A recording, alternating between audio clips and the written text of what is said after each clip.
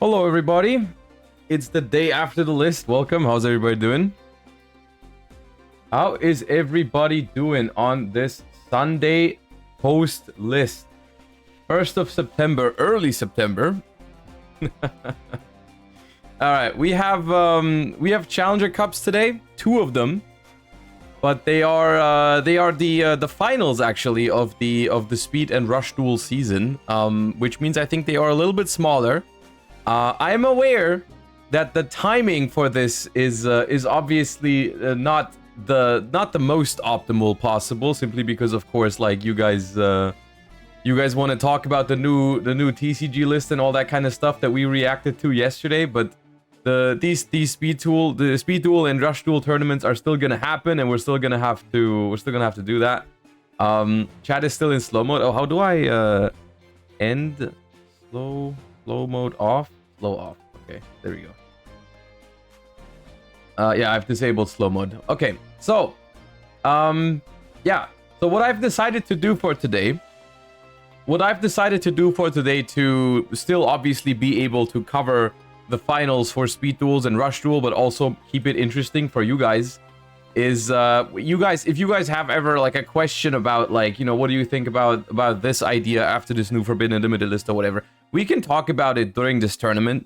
It's fine. You know, I still want to focus on the games and all that kind of stuff, but like, if there's ever like a topic we're talking about, then feel free to, like, you know, just mention it and we'll talk about it.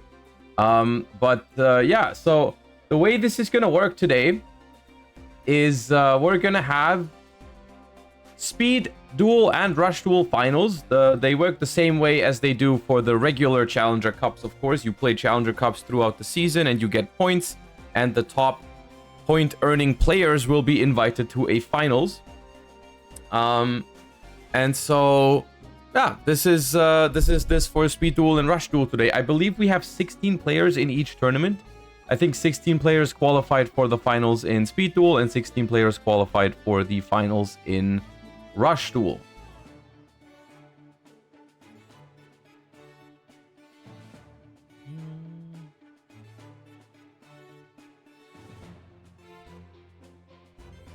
And we are starting with Rush, so I actually need to smoothly swap over to the Rush Duel assets, the orange ones.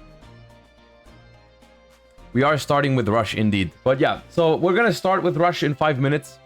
So until then, we can talk about all sorts of things. Is the Fiendsmith package worth playing now? See, that's a good question to start us off with, because I feel like that is the one thing that no one was expecting from this list, is the fact that they hit Lacrima. At least I wasn't expecting it. I don't know if you were, but I did not think they would. I still think it's good. I thought about it yesterday after I ended stream. I thought about what you can still do with a Fiendsmith Engraver in your hand. What you can do with, like, any 2 monsters going into a closed heaven, into a Requiem. And I think it's still good. I think what you get out of those cards is still good. I just think it's more in line with what they should have been from the get-go, right? Like, I feel like if the Fiendsmith cards released in this state without Lacrima ever existing, I think we would all still look at them and be like, yeah, those are really good cards. Like, I will use those cards. They are good. And I think that's nice. I think the like, for example, one Fiendsmith Engraver, what you can still do, and we're gonna talk about this more. Obviously, we're gonna have more time to talk about this in a dedicated fashion on tomorrow's regular stream. But one Engraver, you can still go pitch the Engraver, grab Fiendsmith Tract, activate Fiendsmith Tract, search Lurry, discard Lurry, revive Lurry, and then make Requiem, tribute Requiem to summon a Fiendsmith.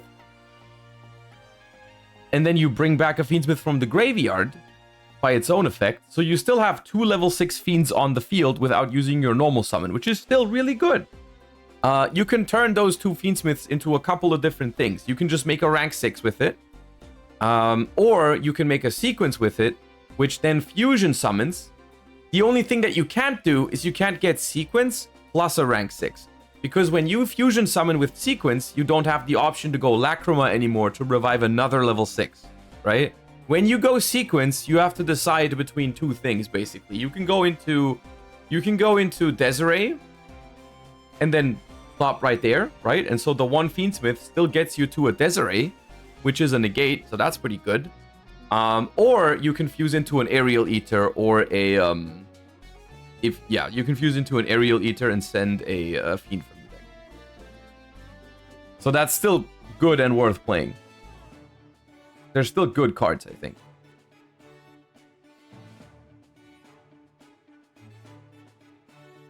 The list has no effect on Snake Eye. I don't agree with that. It's not enough, I don't think, but it does have an effect. I don't think that's true. But we'll talk about that more tomorrow as well.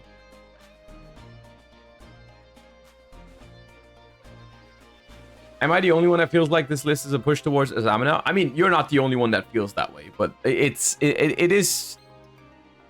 I have some thoughts on this that I need to actually think about how I'm gonna word this.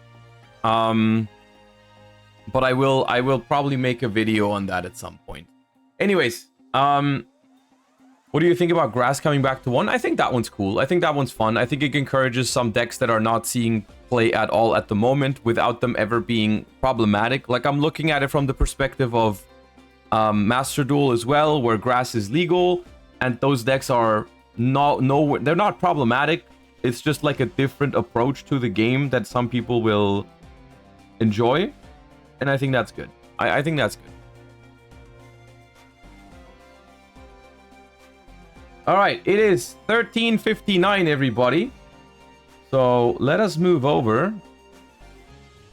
to the games, and we can talk about it some more during the games and during the day. We're going to be here for a while.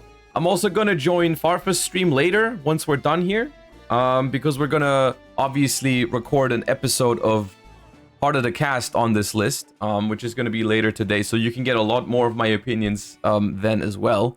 But for now, let me grab the spectate code, because we're starting with Rush Duel. Now, all the Rush Duel fans in the chat right now, was there anything newly released for Rush Duel since the last Challenger Cup? Or, because then I have if not, I have a rough idea of what we're expecting.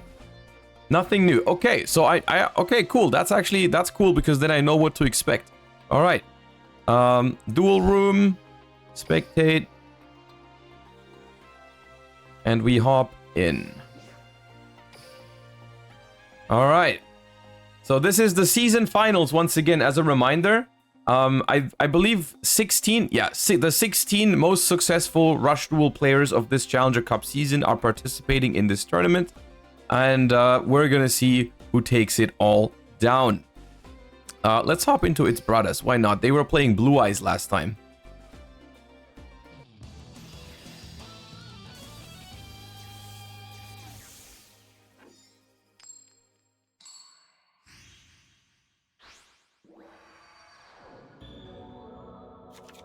I'm ready whenever you are. Get ready for the rush!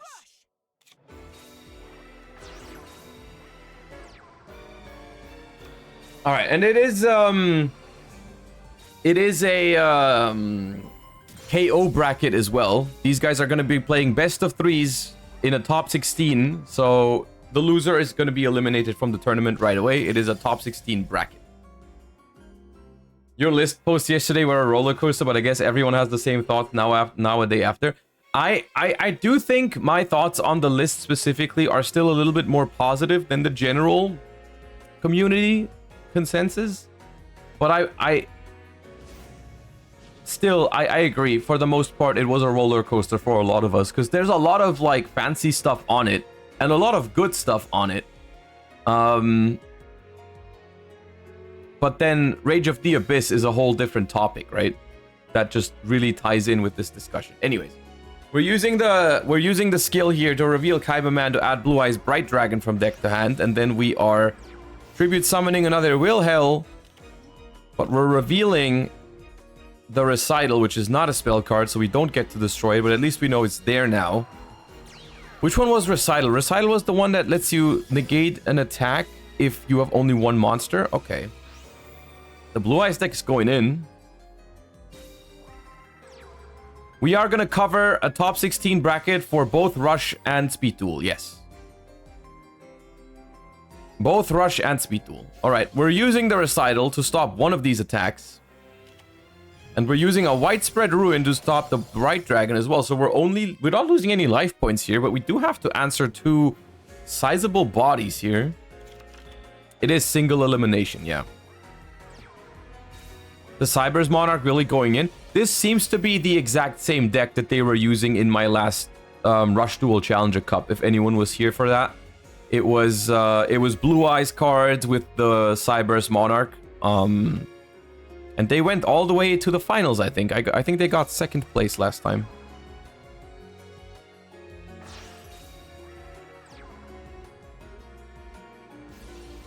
What's your favorite Rush Duel card? I like Widespread Ruin because it's very nostalgic for me from the TCG back in the day.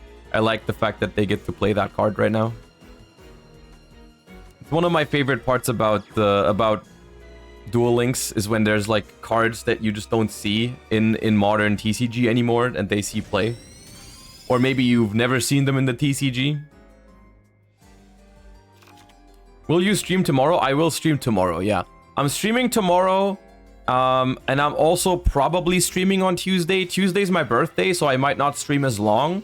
But I really want to get some content out there for the new list, right? I want to talk about it, I want to think about it, I want to theorize, I maybe even want to test.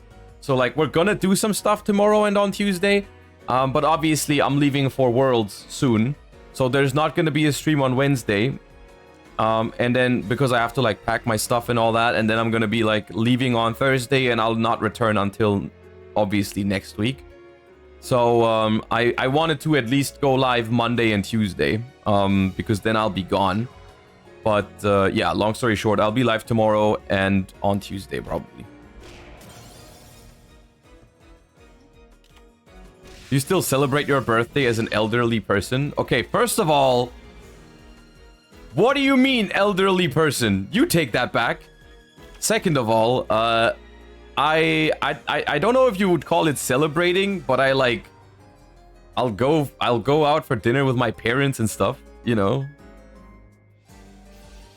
Those kind of things. I'm not like throwing a birthday party. No, I don't do that anymore. But you didn't have to call me an elderly person for that.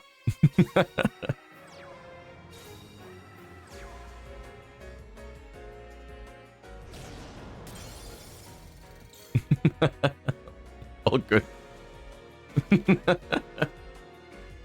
All right, we got the monster, the legend monster of choice here being Cyber Tech Alligator, which is a common choice. On the bottom here, we're seeing the this is the machine deck, right? As expected. Yep, this is the machine deck. Very strong deck that also showed up in high numbers during the last Challenger Cup. And here we got the prismatic Blue Eyes. Look at this artwork. It's wonderful. Extended artwork. Very nice. This is Machine's second best deck of the format. Okay, so what's the best one in your opinion? Because in my last Challenger Cup, I got the impression that the Machine deck was the most popular. So I would have thought that that was the most. Psychics? Really? Psychics didn't do that well in my Challenger Cup, at least. I didn't have the greatest impression of them. They didn't seem bad, don't get me wrong, but they didn't feel better than the Machine deck. I felt like the Machine deck looked better, but... Psychics have been doing very well. Okay. Was Psychics the one that makes the what's it called? What, the maximum summon? No, that was the Cybers deck, right? Psychic was a different one. Psychic was the one with the candy and the spell cards, like you want to add back candy, then you gain life points and such. And then you pay life points for other cards. That was the Psychic deck, yeah? Yeah, okay. And Cybers was the one that did maximum summoning. Machine was the one with the guy that gets really big, right?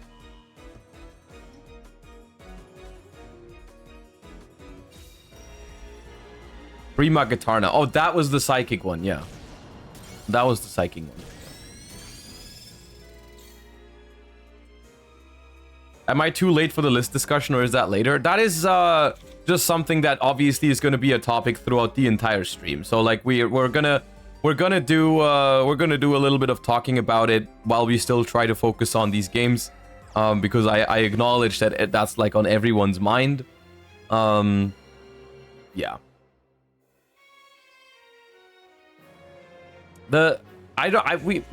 What exactly happens on this stream today depends a little bit on how long these two tournaments go for.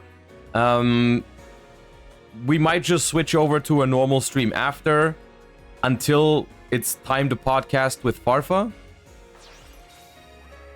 because that's also happening later today. But like, yeah, we'll see how long this goes.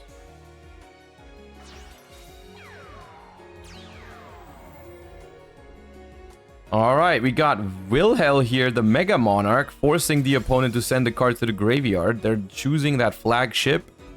Still got the one set card looming over there. That if that answers the blue eyes, they're in a good spot, I think. If not, then we're in trouble. What round is this? This is top 16.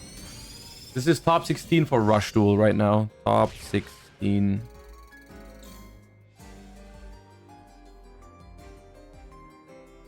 If Rush Duel was printed in the TCG, do you think you would try and be competitive in it? I would definitely try it. I don't know if I would play competitive tournaments, because like that's a lot of effort to play competitively in multiple games. But I would definitely try it, and it's actually very successful in Japan, in the OCG. They have a printed version of Rush Duel, and it's very popular. Not as popular as the physical TCG, but it is very popular still. Will you be online tomorrow? Yes. Yes, there is a stream tomorrow. Are both Challenger Cups at the same time? No, the Rush Duel one starts at 2, and the Speed Duel one starts at 4, so in 2 hours.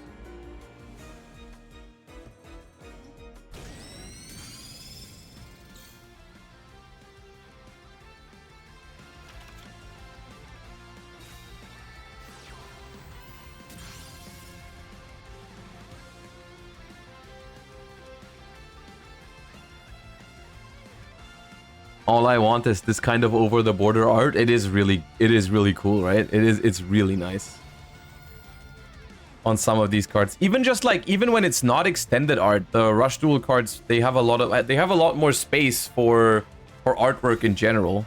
Also because they're doing the thing with the stars, right? Where they're not using up an entire bar on the card. They're just doing this one thing for the stars, which is really efficient in spacing.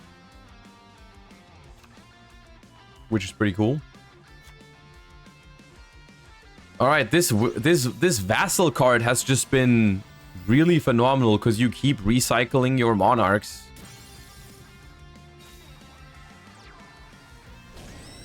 It amuses me because I've never seen anyone play this deck other than Bradas, but they've been winning with it like left and right. They've been super successful in my last Challenger Cup as well. Although they are kind of low here. They are blocking one of the face downs with the, what is this one? The Tricorn? Bolt Tricorn. This one is Bicorn.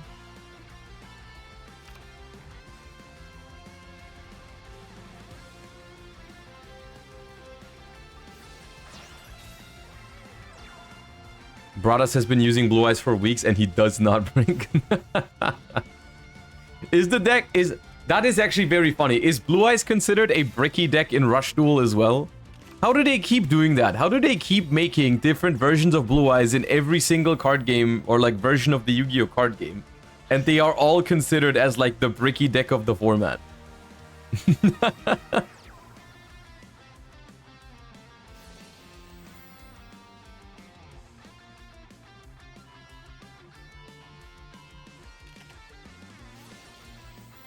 Blue Eyes has a skill that forces you to play at least 7 high levels. Okay.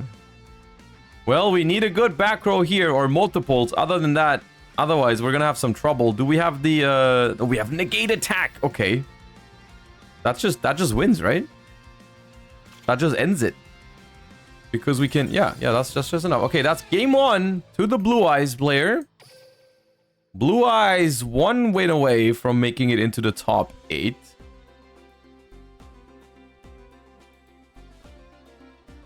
And we hop into game 2 right away. Monarchs kind of solves that because you can one tribute them. Kind of, right? But then the Monarchs also... They can add to the problem sometimes, right? It's like... Yeah. It doesn't always solve your problems, but you're right. Yugioh is a world's competitor for Russia. I know. They played in my last Challenger Cup as well. I'm familiar.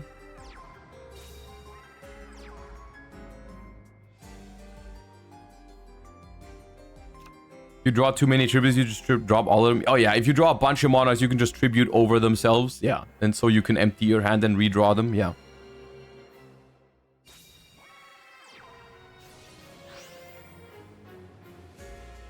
Alright, we're using SL, which is a really good card when you go second. Like, actually, an insanely powerful card when you go second. Like, think about it. During a turn, you have not special summoned a monster, sent the top 2 cards of your deck to the graveyard. Then, if you activated this effect during the first turn of the player going second, you can special summon a monster from either graveyard. So, you just, like, if you go second, you just summon this mill 2 and special summon a monster. Really good.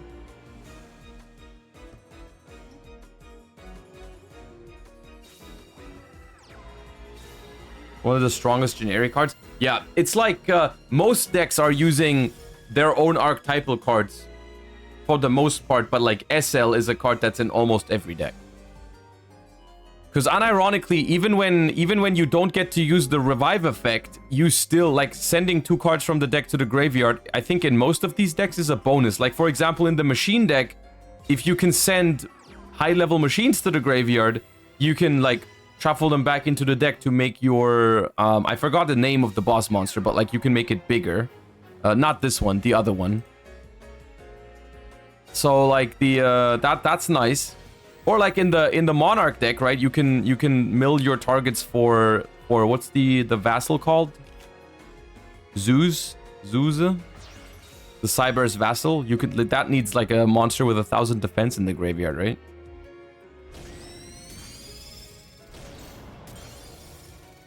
You think the actual TCG OCG should have cards like SL where it's extremely powerful going second on the first turn, or would it be unfun? I like that. I really like that. I think they could also, honestly, I'm surprised they have never printed a card with this text on it in the TCG. Like an effect that specifically says if you're activating this on the first turn of the player going second. That would be such a cool way to add a bonus effect to a card, right? Only for going second. So you can make a card that just helps people going second without being usable going first. That would be really cool, actually. What era of the TCG is Rush Duel in right now? I believe in the physical version of the game, they just got Heroes. I don't know how far behind the Duel Links version is, the Duel Links client.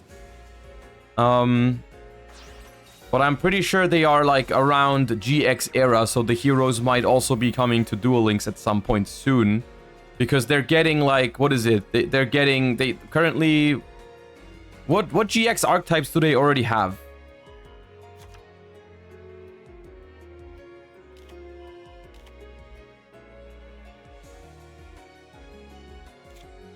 Cyber Dragon? Oh, Cyber Dragon is in Duel. Okay, but no one's playing that apparently.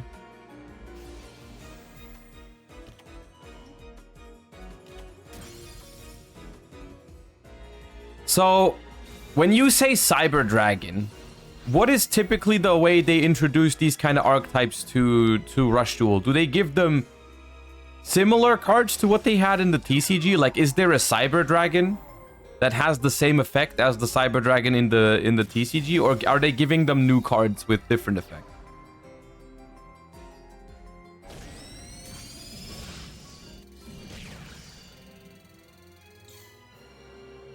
Can someone stop this Blue Eyes deck?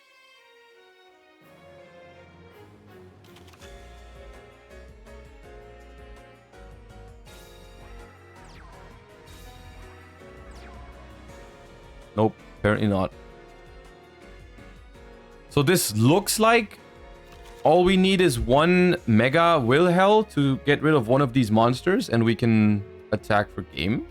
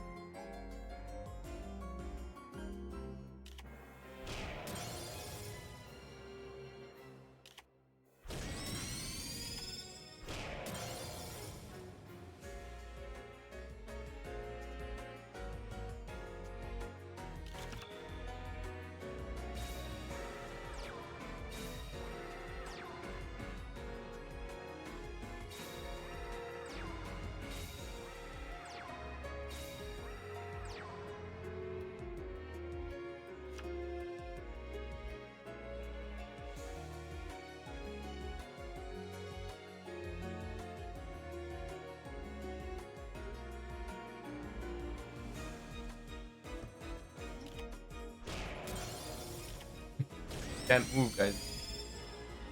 Can't move.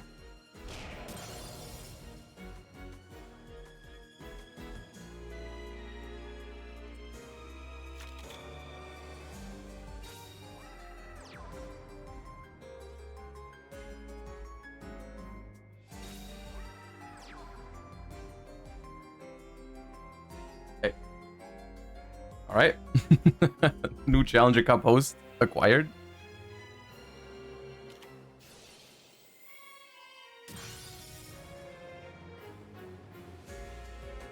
All right, what was going on here? Wait, the game has not ended. They somehow have not lost yet? They did come back a little bit. Oh, there it is, the Innovator. With a tribute to the Doomed. Wait, is this a comeback situation?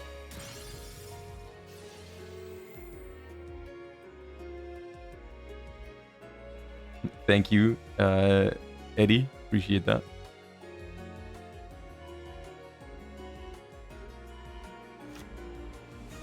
$3,700 Innovator punching over the Wilhel. We've got a lot of cards in hand, though. 7 cards in hand. Yeah, should probably be able to out this Innovator at least.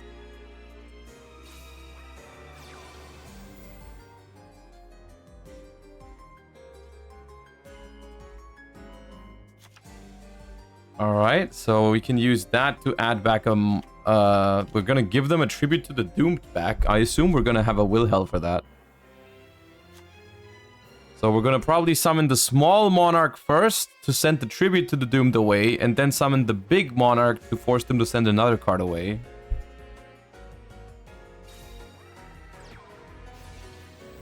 Ooh, Soul Drake as well. That summons one from the graveyard, right? That's like a tribute summon, quote unquote, from the graveyard. So we get Blue Eyes back this way.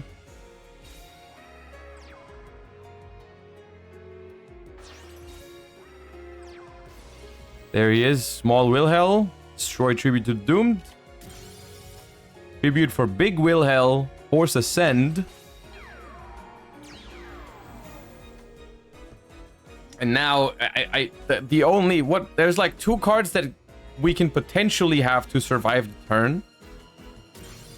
We could have... Recital isn't enough. Negate Attack or Buffered Slime. Yeah, Buffered Slime works, but we still are completely out of stuff.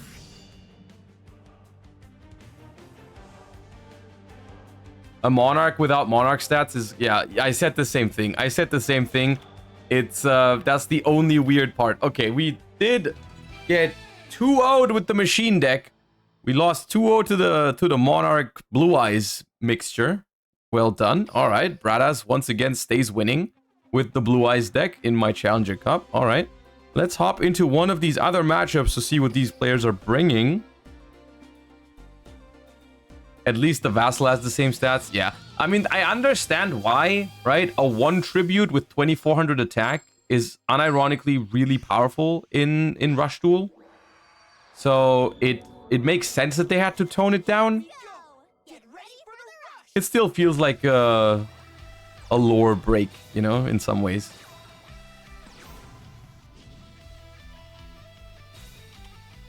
We will have them, but they are legend. Yeah, I think Ryza is already out in the physical version. I think that's a legend card, right? People told me last time that Ryza is the best legend card in the game at the moment. In the physical version of it.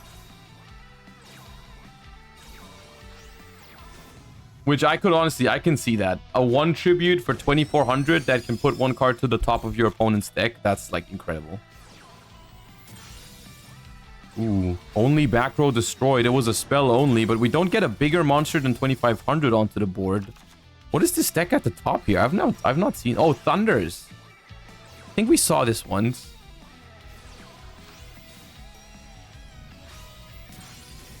Tribute to the Doom, Lightning Trigger. Attack. Recital keeps them alive. Alright. Ultimate Bond ability. Shuffle back at the Falcon. No, Eagle. My bad. Eagle is the one where you tribute itself and a light monster to summon from one from your hand and give it 1000 boost. So that makes this thing 3500, which outs that. But then we have the spell trap removal, and now all we have to do is make it smaller and attack with these two for game. All right. All right, and the Thunder deck defeats the Machine deck as well. Maybe you guys are right. Maybe the Machine deck is not the best deck in the format. Maybe these other decks are also strong or stronger.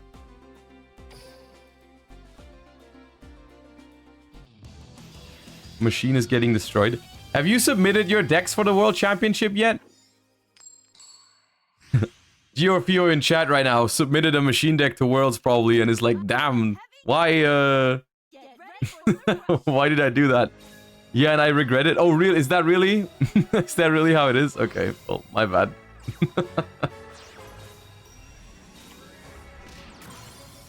You're gonna be fine. Remind me, what was your format again? I know I asked last time, but I forgot. How many decks did you have to submit for Rush Duel? And what were... It's 5 decks. Okay. And how does a match work at the World Championship for you guys? When you play against another player, how does it work? You both have 5 decks? And it's just like, what is it? A best of 9 or something? Like, what do you do?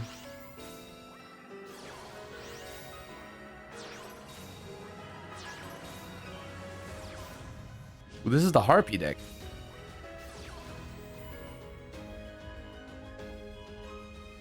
Like Conquest format?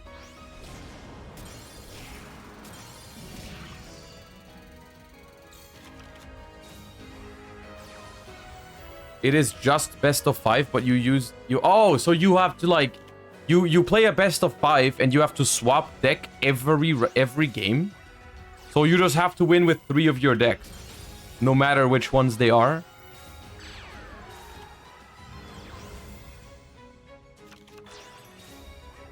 Even if you lose with the deck, you can't use it again?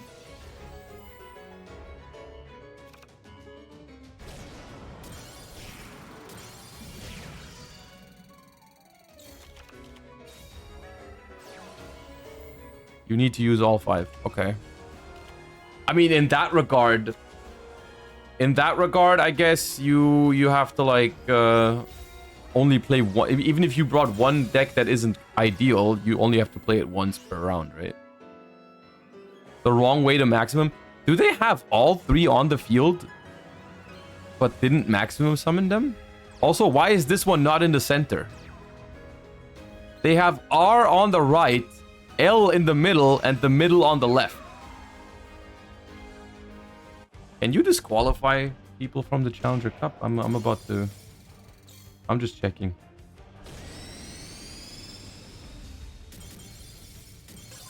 Okay, they lost anyways. Justice has been served.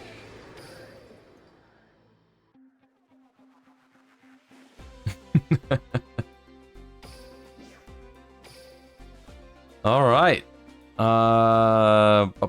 We got only one more game going on right now at the moment. We've got Roman Cassidy versus Yuga Odo.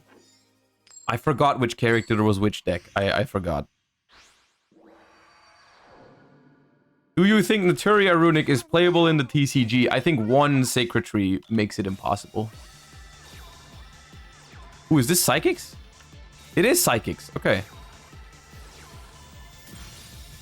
Psychics versus Machines. The classic matchup of the last tournament. Ooh, we're giving it Piercing because we only got one card out of there.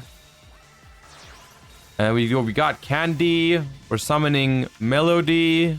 Searching Jump Up. Get rid of the face down card. Jump Up, send Candy. Summon Guitar. You guys on I was gonna skip it, but you guys were gonna be mad at me again. Prima Guitarna, the Shining Superstar. This one is you pay life points and then everything gets huge. Oh, but they didn't use the effect. Okay. Tribute to the Doomed.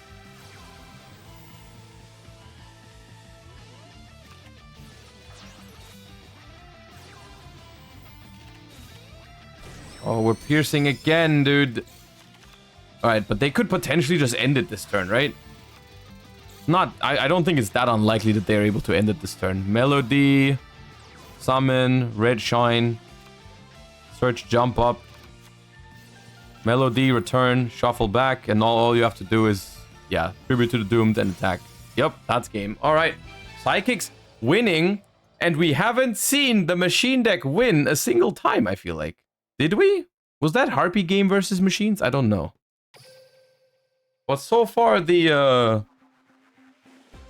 Machines have suffered in the top 16 of this finals. All right. We will be moving on to the top 8 very, very shortly of the Rush Duel season finals. We'll go on a short break. I guess I'll feed my cat because they were demanding it. And I'll see you guys for the top 8 in a couple of minutes. Don't go anywhere.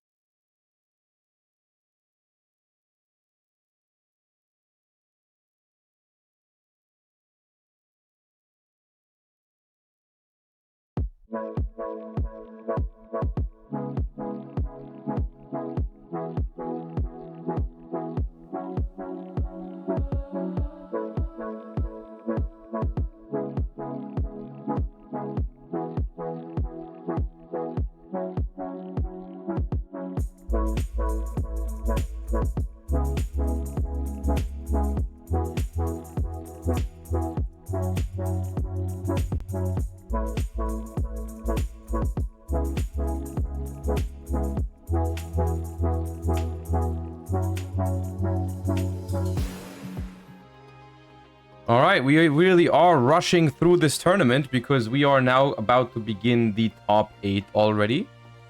So, players are sitting down for it. I believe we start in 1 minute, or at least they're supposed to start in 1 minute. So, let me hop on over there. No way Josh is live on a Sunday? No, we are live on a Sunday. Alright. We're going to be live tomorrow as well. We're not even taking tomorrow off. Alright, those are our... Oh, Georfio is here. Okay, you're here. Alright, good luck. Why don't we check in with them? Maybe they're testing their world's decks, huh? Leaking the sauce? We'll see.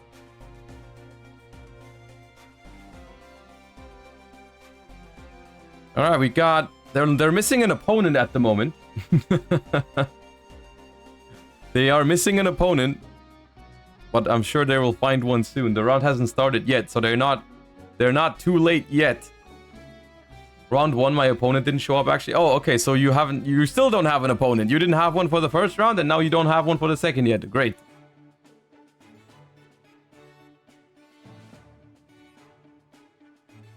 Oh, there they are. Okay.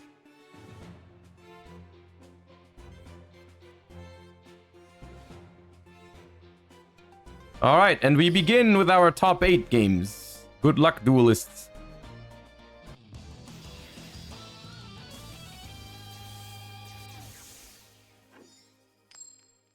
Alright. We've got 2 players on the same character here. Get ready for the rush.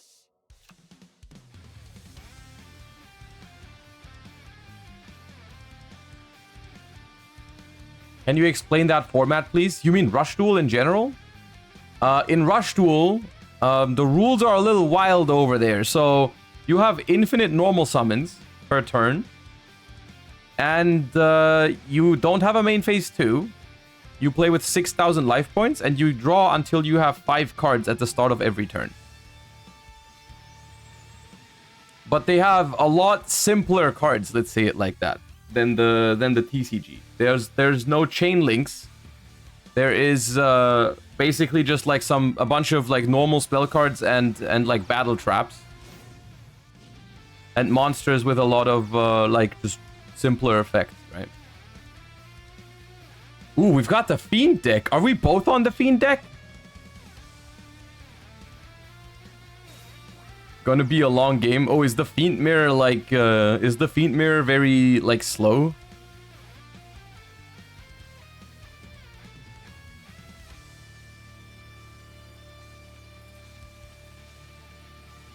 Why would the Fiend Mirror be slow? Don't they have that one fiend that if you tribute 2 big fiends for it, you can like blow up the opponent's entire field?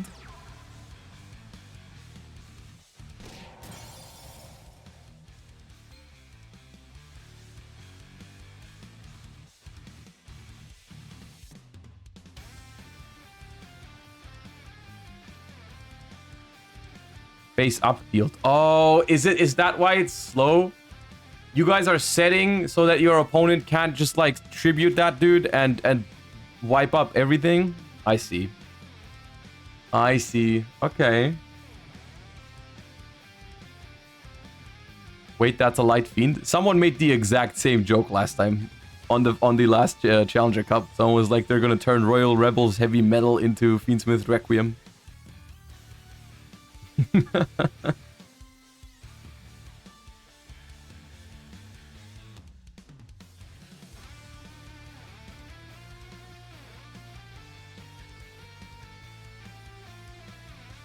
So I guess you just gotta very carefully pick your moment to do damage, right? Because how do you do damage if both players just keep setting monsters because they don't want to play into that tribute?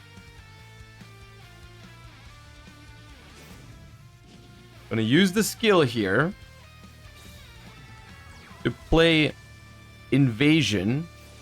We're flipping Royal Rebel's Phaser, which summons... I forgot the name of this one. Something metal. Heavy metal. Oh, yeah. Oh, there's just another one. Oh, that's not the same one. Okay, Royal Heavy metal. Yeah. This is that one. This is the one I was talking about. So, during the turn, you normal summon this card by tributing 2 level 7 or higher fiends. Destroy all face-up monsters on your opponent's field, and then even inflict damage to your opponent. Ooh, so we're committing now. Okay, we've decided to go in. Negate attack is being used, and now potentially all of our monsters could get wiped out by our opponent's version of Doom Metal, if we have it. So the question is, does our opponent have the answer, the response with their own Doom Metal?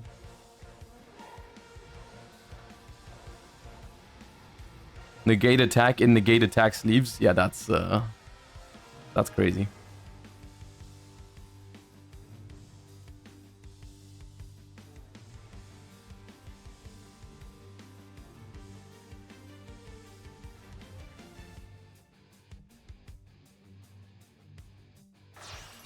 All right, and we tribute 2 for Invasion. We use the Fire Breath to return this card to the hand. You need to have a Fiend type for that. Death Doom Requiem gets to play a high-level Fiend from hand. We play Heavy Metal. Can we tribute these 2 now for Doom Metal? We do. All right, there's the counter Doom Metal, 1600 burn damage. Battle phase, attack. Down to 700 already. So another Doom Metal just wins, right? You could also just lose this turn, right? This wasn't all that slow, all things considered, so far. We are only in turn 5 and they're already down to 700. And they are on the back foot. They're going to the defensive. Can't really push back here.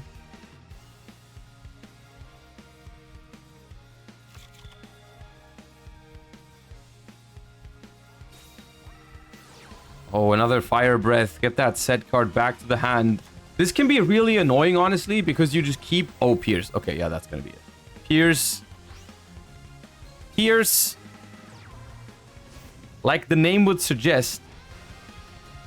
Like the name would suggest, Pierce gives it piercing.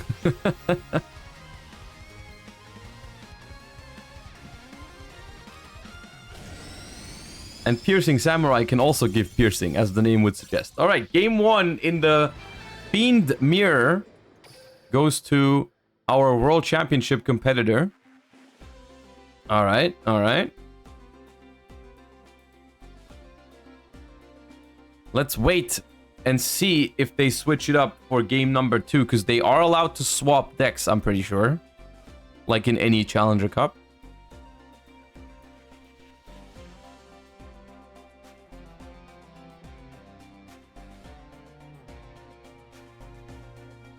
Or let's see if they just want to play another mirror.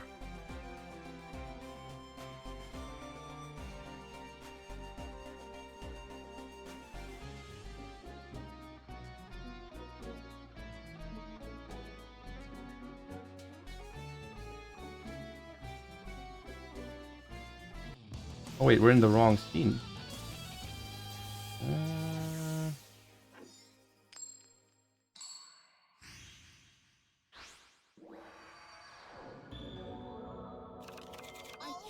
To know what will happen in this duel. Get ready for the rush. They got second in the Speed Duel Worlds 2022. Oh, really? What happened here?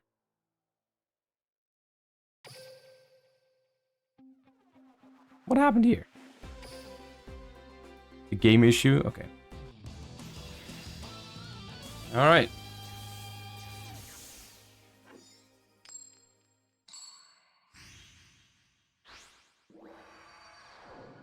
Game bug, I see. I'm curious to know what will happen. All right, in so this duel. at least one of them has swapped their decks. Yugioh at the top, not with the same character anymore. Maximum Ragnarok. Oh, the Cyber's deck. Do a maximum summon. Do a maximum summon.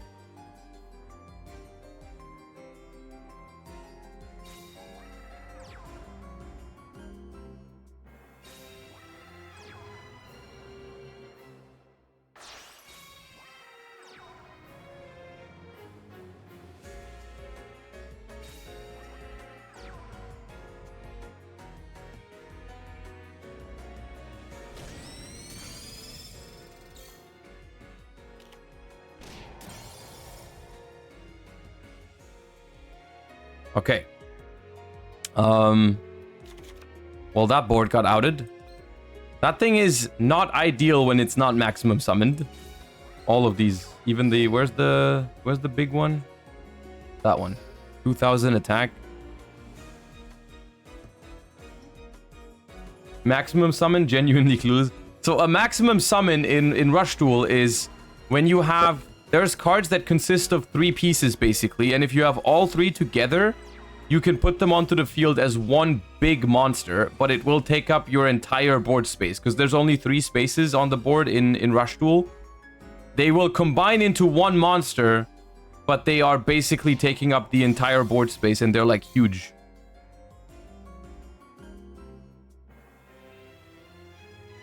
So this one that you see on the left here, that is the right piece. Here you have the middle piece, and they were missing the left piece, it looks like. Oh no, this one is... No, this one's the middle. Yeah, they didn't have the left one. Baby Exodia? Kind of. They kind of are Baby Exodia.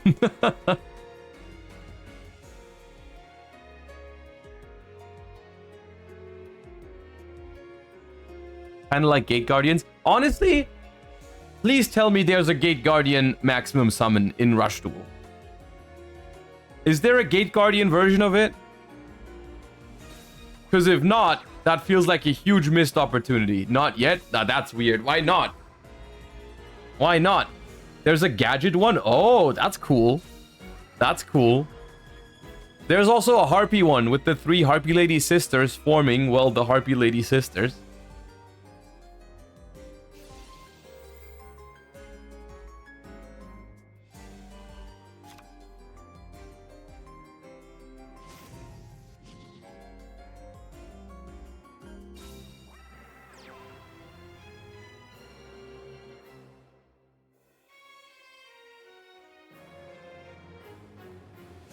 When is someone going to flip Skill Drain? I don't think there are continuous cards in Rush Duel yet. I think they are about to get equip spells.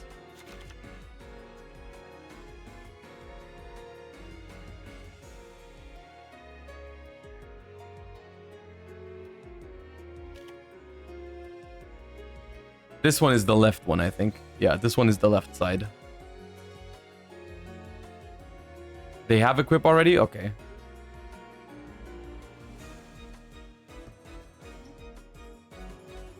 It finally happened. Both games this round hit the Brick Ice hand. Oh, are you out already? Man, the blue eyes stopped working. The blue eyes stopped working, guys. It's unfortunate. Alright, we're using Particle Exhilaration. Most decks in this game have their own version of a spell trap destruction. This is the Cyber's one. My personal favorite. As you guys know.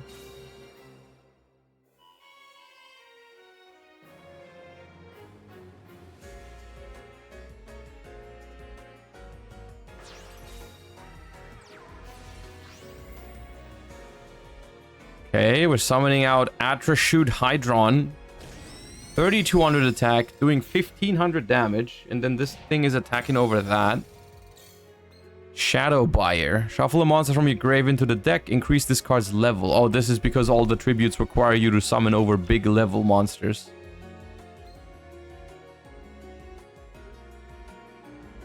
Still wondering why we chose to attack over that instead of over that. I guess just because it does a little bit of damage, which could matter. Ooh, fire breath. Back to the hand that goes.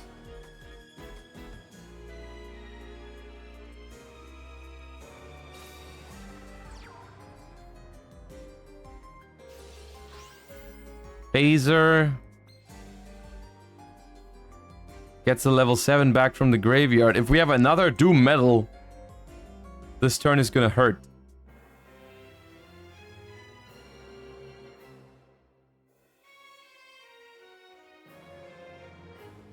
That would be 100 damage times the levels. So right now level 12 is on the field. So we would take 1200 from that. I'm pretty sure the trend continues. That I don't think we've seen the Cybers deck win unless they can assemble the maximum summon. I'm pretty sure that's always what it's been like. It's always been like either you get to the maximum summon and you win, or you don't get to the maximum summon and you lose.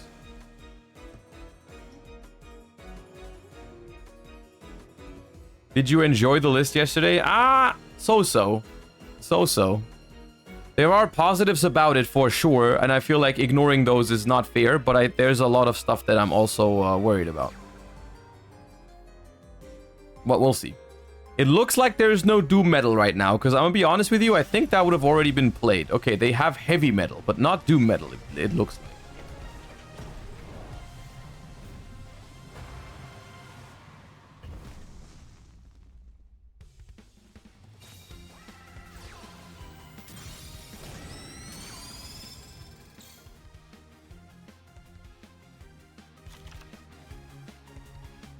Alright.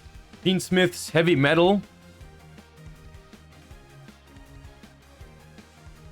The Light Fiend. Actually, this is also a Light Fiend. The entire deck is a Fiendsmith. They're basically playing Fiendsmith. This is basically Fiendsmith versus Mathmech. Cybers versus Fiend. Now do a maximum summon!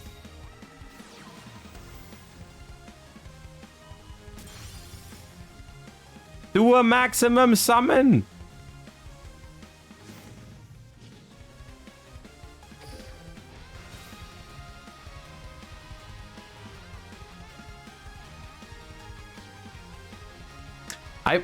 Am I the only one that's confused by this skill? Why is it called Maximum Ragnarok, but it has, like, nothing to do with maximum summoning?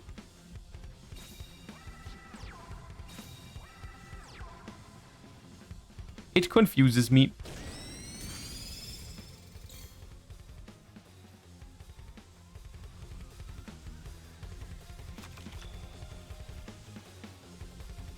It kinda does. I mean, but only very kinda. Right? Like, the only real thing that it has to do with maximum summon is it requires you to have maximum pieces in your deck, and you can put one to the top of your deck to save it for next turn, quote unquote. But not really what you would expect, right? Like, you would expect, like, oh, if I'm missing one of the pieces, I can just search it or something like that, which would be very powerful, probably. But still, it's a little weird.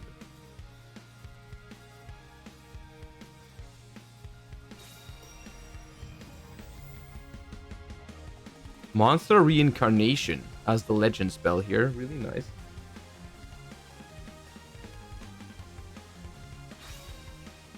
Ooh, what is that trap card? Forever Freeze. When your opponent normal summons a monster with 2,500 or more attack, send the monster from your field to the graveyard. Place that normal summon monster on the bottom of the owner's deck. Oh, is that not good?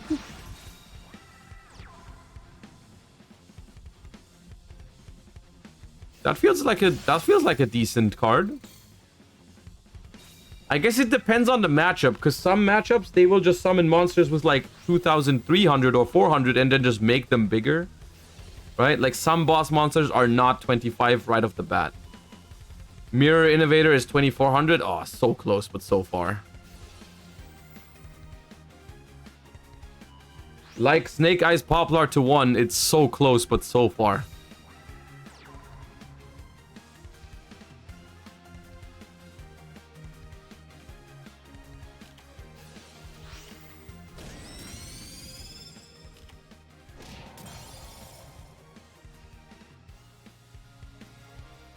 All right, we are back against the wall here, but the piercing samurai in attack position is looking vulnerable. 1200 attack only with 1200 life points, so that shouldn't be that hard.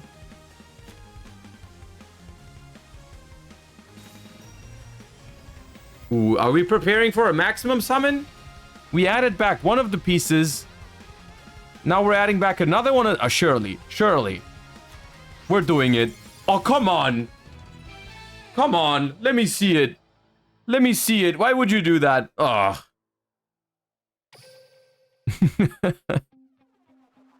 Oh, come on. I wanted to see the maximum summon.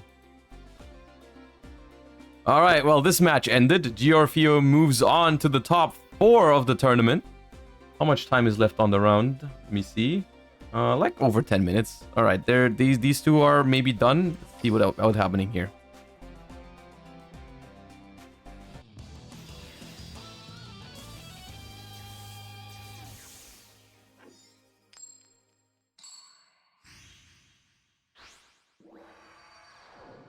All right, we've got another psychic deck on the bottom, I think, versus don't know if that could be. Ooh, 3 sets, 1 monster set. The machine deck.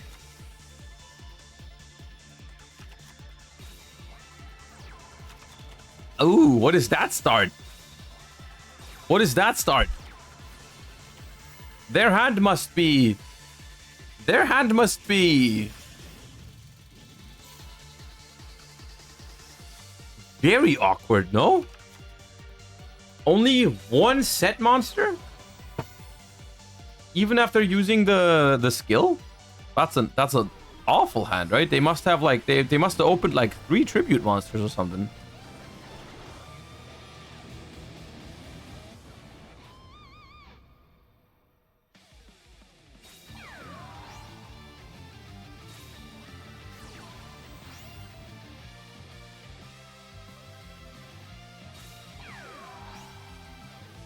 That's a lot of guitars.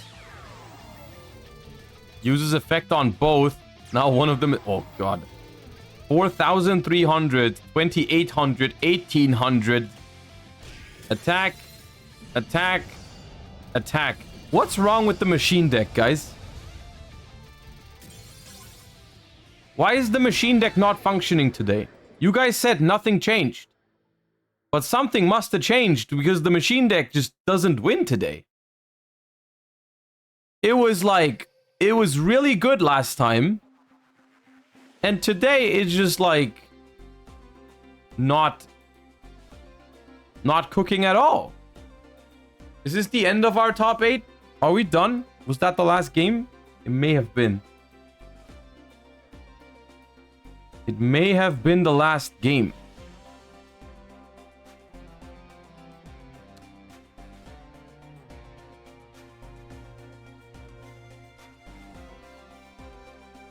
Machine is like tier 1.5 to 2. Maybe it was just overperforming last time, because I had a very good impression of it. Probably just because of how it was doing last time. Where it was like winning a lot. It didn't win my tournament last time, but there were a lot of people... Yeah. Doing well with it.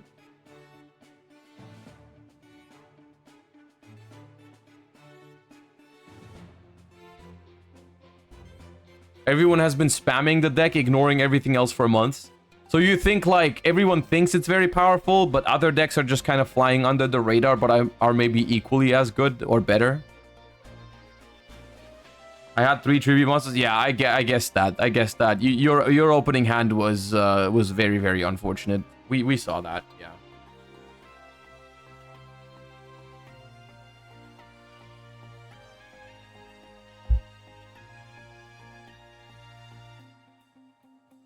All right. That was our top 8 indeed. We don't have a break for top 4. We're just going to go right in. Top 4 is going to start in 3 minutes, guys.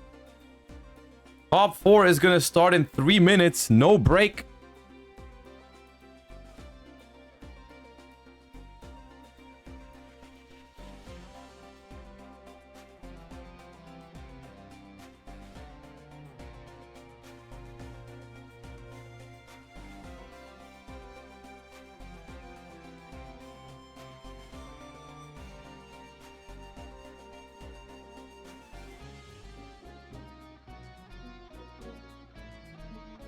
The irony is the machine deck is the only deck in the game that is selection box locked, yet it's the most used. Interesting.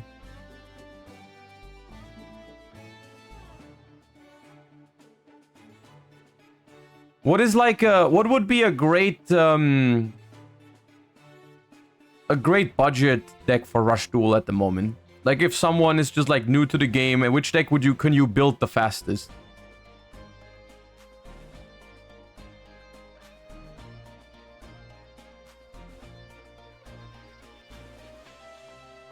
Harpies and Blue Eyes. Okay. Seven's Road. Yggdrago. Yggdrago is the Cybers deck, right? The maximum summon Cybers deck. Okay.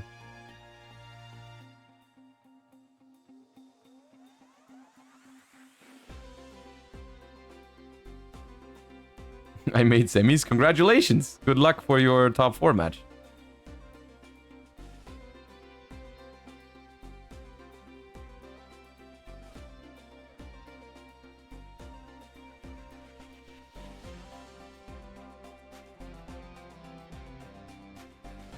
Blue Eyes is mainly structure, so I guess that. Yeah.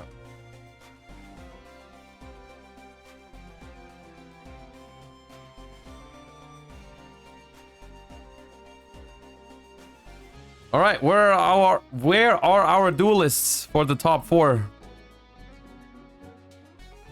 Aren't you supposed to start now?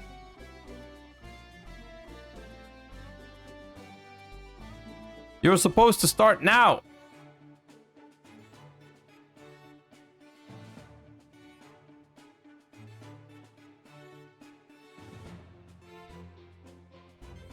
Here.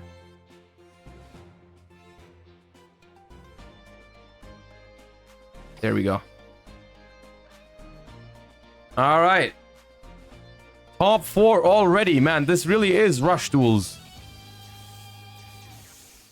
All right, we got Nail, which is I think that's the Cybers character versus the Psychic character, I think. The playmat kind of gives it away.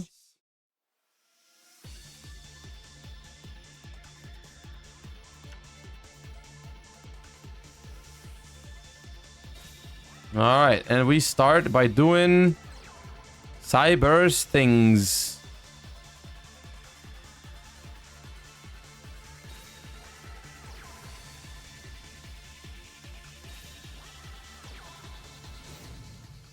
Using the maximum Ragnarok skill to put 1 card on top of the deck, potentially one of the pieces to the maximum summon.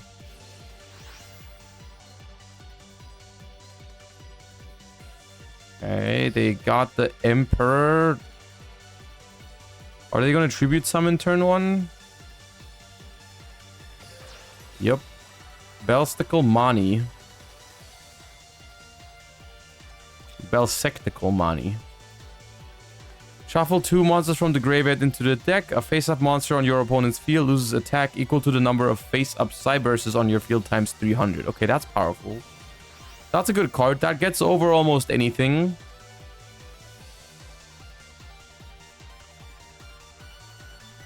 Ooh, did we just lose our tribute to the Doomed? That's not great. The Cybers deck, the Psychic deck can get a lot of cards back from the graveyard, but not the spell card, right? They can't get back the tribute ever.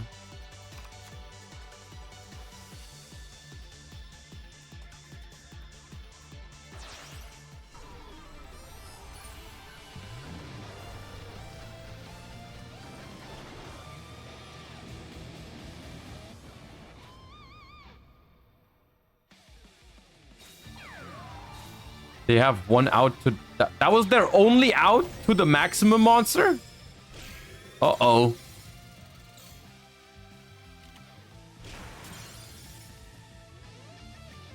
They can also beat over it? I guess, yeah. They can get it big enough. They can get their monsters big enough with the Shining Superstar card. But that's more work, right? Oh, God. They just top-decked all 3. Oh, God. All right. We get to see a maximum summon, guys.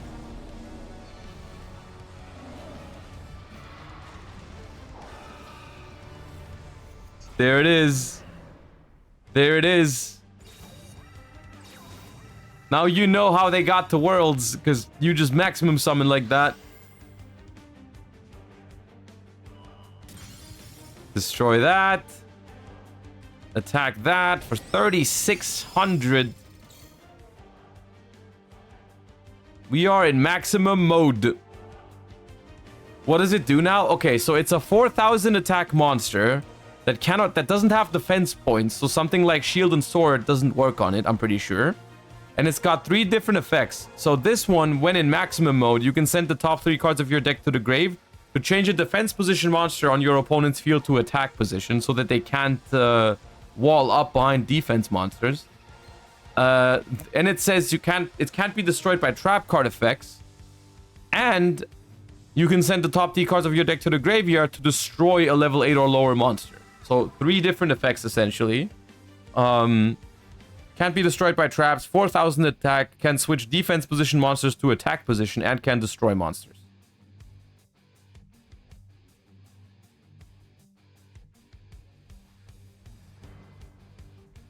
The only way is boost Gitarna with jump up and her own effect for 4,000. Okay. Does Yggdrago in maximum mode, does it count as 3 monsters or 1 for these effects? Like the Gitarna, it says 300 for each monster your opponent controls. Is it 1 or 3? It's 1 monster. Okay, even harder then. That makes it even harder.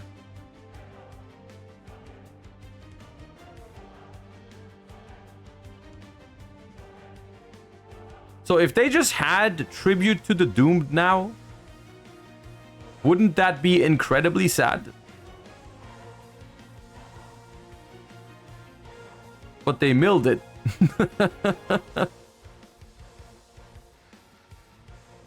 They milled it. Yep, they got no, they see no out. They see no out. That maximum summon out of nowhere. Out of nowhere, they just drew all 3 pieces. That was very lucky, but I mean, it happens sometimes. That's the upside of playing a deck with the maximum cards in them.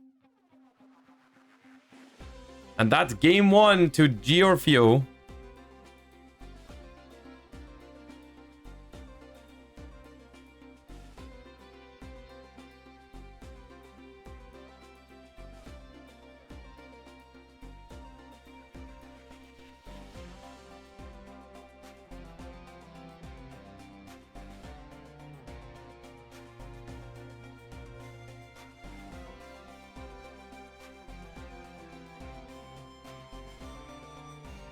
Game 2. Let's see.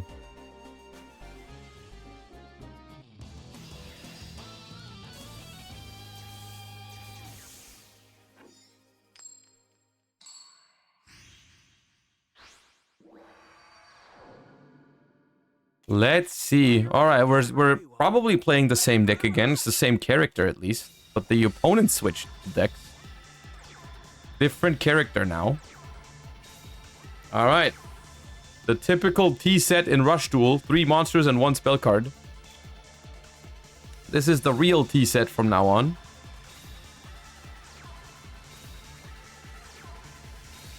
Oh, when in doubt, play machines.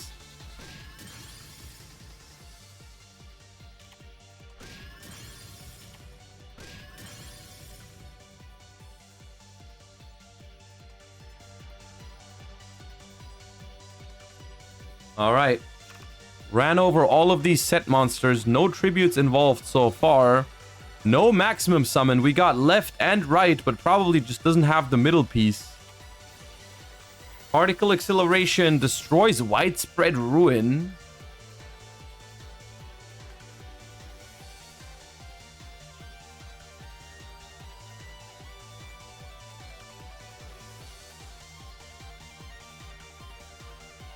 Machines are good against cybers. It would seem that way because they can actually out the maximum monster, right? Because the innovator can go over 4,000 relatively easily, right? So that seems like something that's possible for you.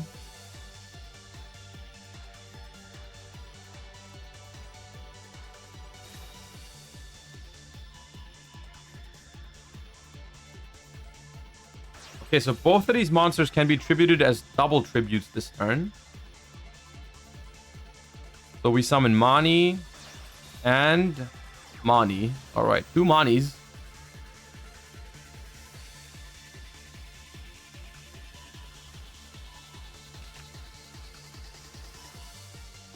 Make this one a little smaller.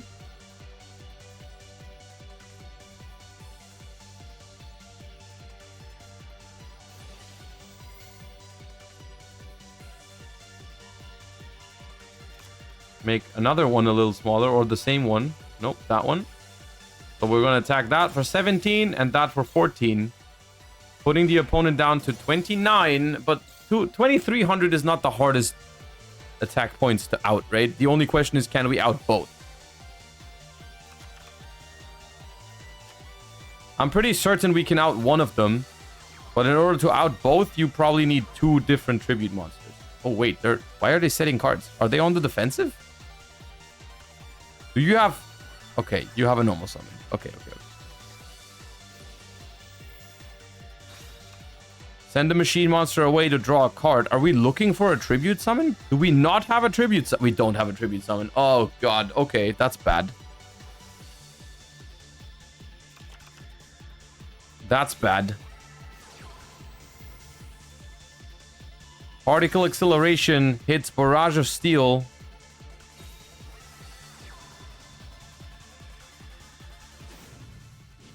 Uses Ragnarok, probably to make this a 2 tribute monster. That is the nice part about this skill, is that you can just put another tribute monster out here. Is it the 3rd Mani?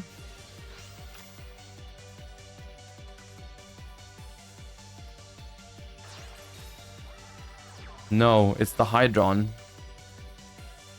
Is that enough? It's not. It's actually enough. It's actually enough, because this is 2900 attack into this, make it 0.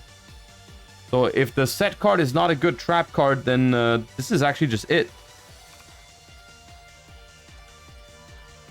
Goes to 0. Battle phase. Please tell me it's something. Come on. Is it something? Buffered Slime. Okay, no damage this turn. But the monsters can still be destroyed.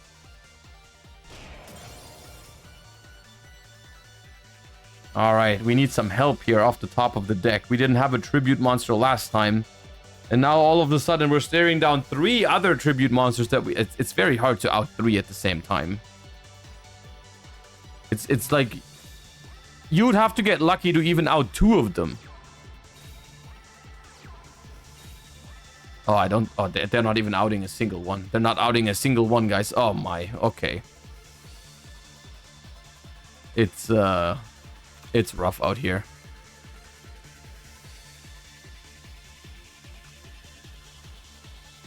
Shield and Sword, theoretically. Shield and Sword looks very good against this deck in this situation. It's obviously very bad against the maximum monster, but against all those, it would have been really, really nice.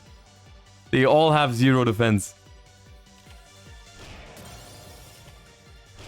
Do they think they gave... Do you think they gave Cyber's monsters 0 defense? Because it's basically a Link deck in the TCG. So in the TCG, flavor-wise, they all also have no defense.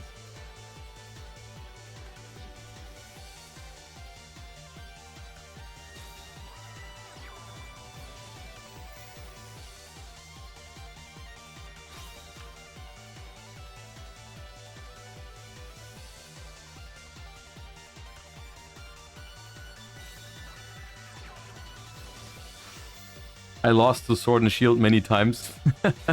I have a prismatic Sword and Shield. Am I special, or does everyone have that? I forgot how I got it.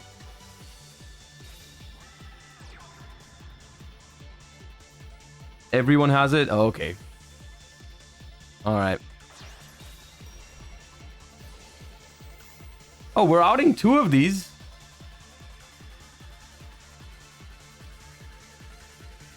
We're outing 2 of these, and this Innovator is big. Is there a potential comeback here? I mean, opponent's hand is full already. They're drawing to 6.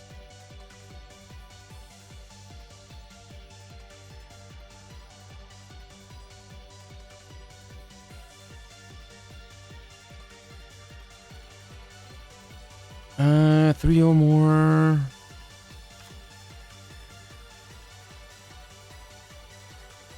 Yeah, you want to attack that. It's so much damage. Attack this, but this still remains, so this can make something smaller. So one of these is very easy to out already. So all we need is like one other big monster, and we can out both, unless the set card is good this time.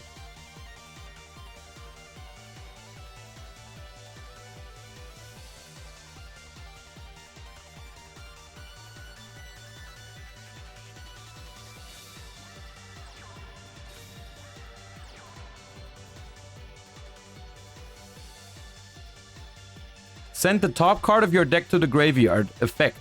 Shuffle your deck. uh.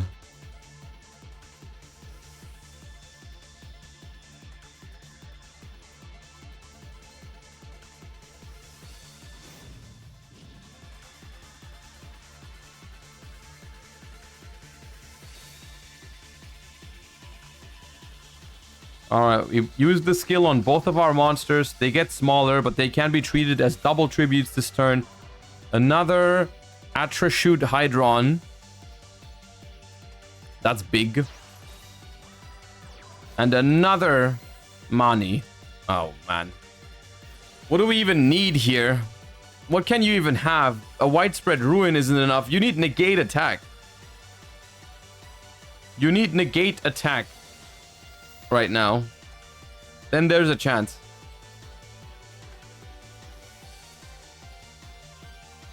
There's a chance if you have negate attack. Machines can't use it. Oh, do they have a limited card?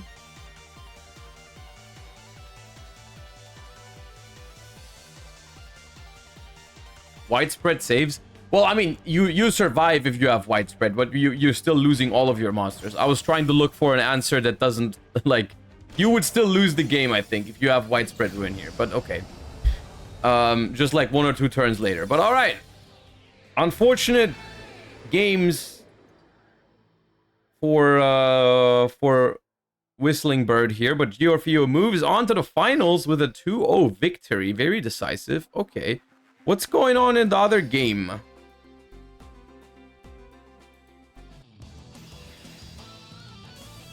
We've got a Yuga mirror.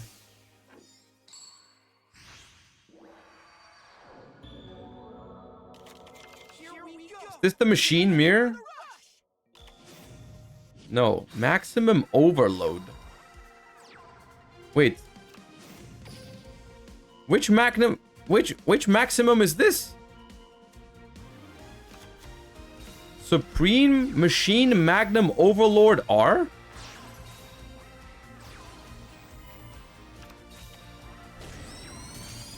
The good one? Okay, I'm waiting. I'm waiting. Tribute to the Doomed. Destroy that. Dark Magician Girl. Okay.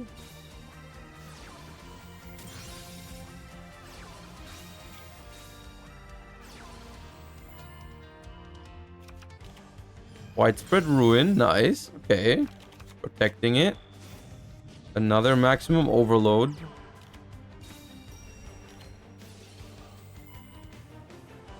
Okay. We're using slime to survive, but we're still out of monsters. We can't answer it. Ooh, Seven's Road Magician is also in here. But why is everything in this deck? It's got Dark Magician's Girl, Valkyria, Seven's Road Magician, a machine maximum monster. What's going on?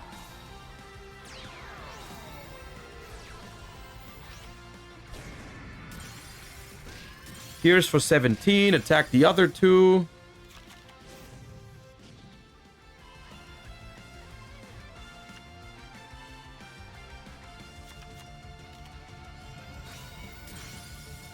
Alright, Tribute to the Doomed. Outs the Seven's Road Magician.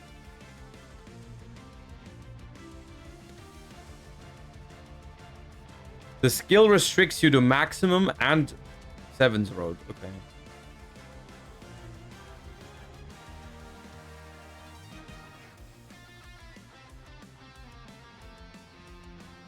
The way you tribute to the doomed, that Seven's Road Magician, had me thinking you had like a follow-up plan. Like I was expecting like, oh yeah, I'll tribute to the doomed and then do this and that, but now you're just like in the tank. Like, okay, first I'll tribute to the doomed, the Seven's Road Magician, and then I don't know yet. I guess I'll set a monster.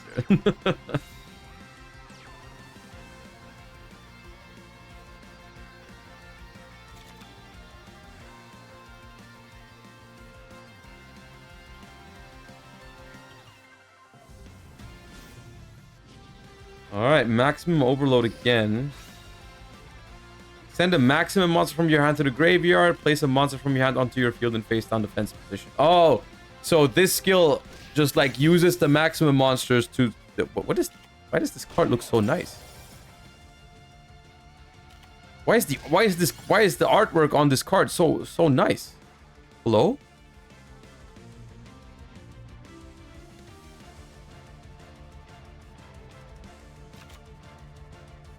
That's Overrush. No, I know the rarity, but this card especially looks cool.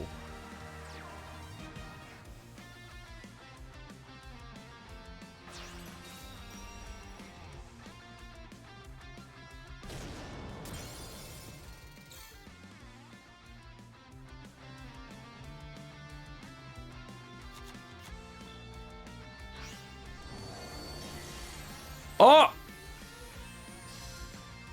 Ah!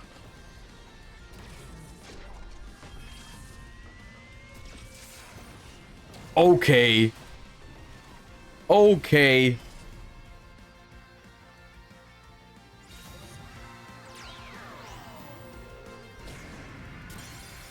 Wait, that's all?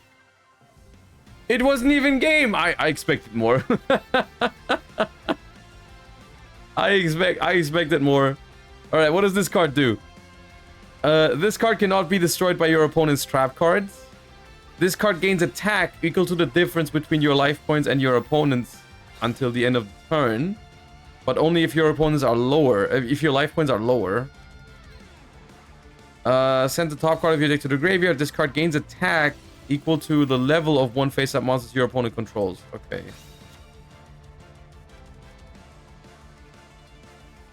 This one doesn't seem as good. It can get very big if you're behind on life points. It can really like win out of nowhere, right? Like if you're let's say you're down to 500, your opponent still has all 6,000. You can make it like incredibly strong. But when you're ahead in life points, it seems kind of lackluster.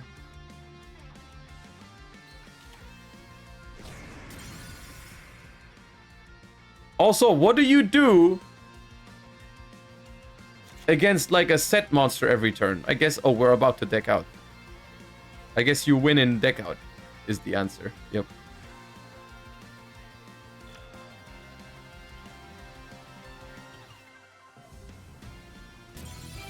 All right, and Mr. K wins with the maximum summon Overlord. Magnum. Was that the last game or is there more?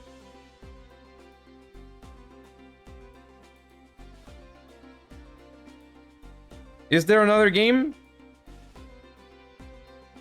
Or are we moving on to the finals already? It's over. Okay.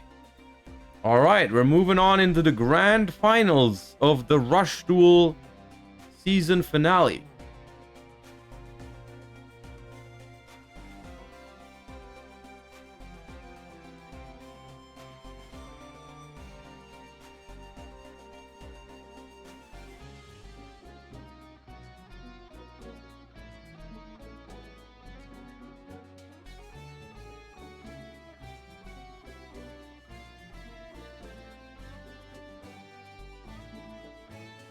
Actually, no.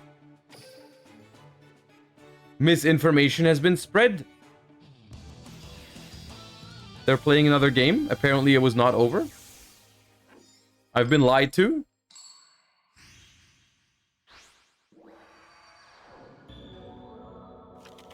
Here we go! Get ready for the rush!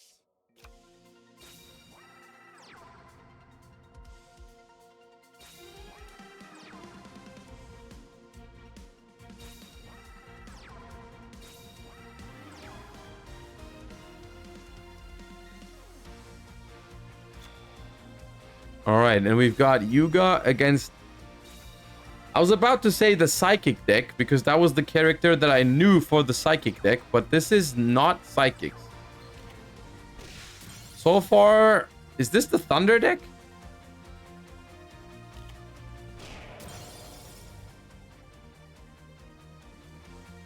Is going first or second seen as the best in Rush Duel? I think going first is better.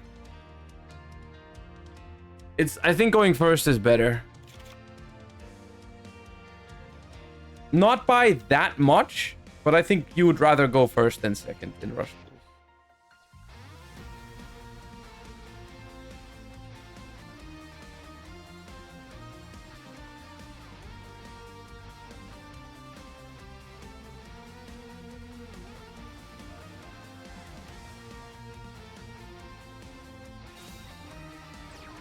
Unless you have SL, yeah, but like because in Duel Links you cannot choose when you win the coin flip, you're just forced to go first. People are just playing SL in case they go second, but like in general, I think going first is pretty nice.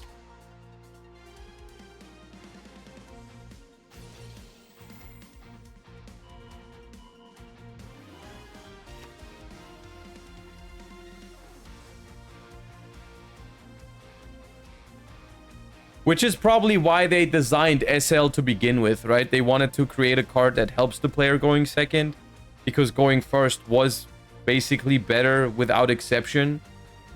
You can't choose in Duel Links? No, you can't choose. If you win there's a coin flip at the start of the game, and whoever wins the coin flip goes first. The game basically decides who goes first. In both Rush and Speed Duel. Ooh, the first Barrel Dragon. Is it gonna hit? Oh, triple heads. Okay. They wanted that Archfiend Soldier out of there. Innovator effect.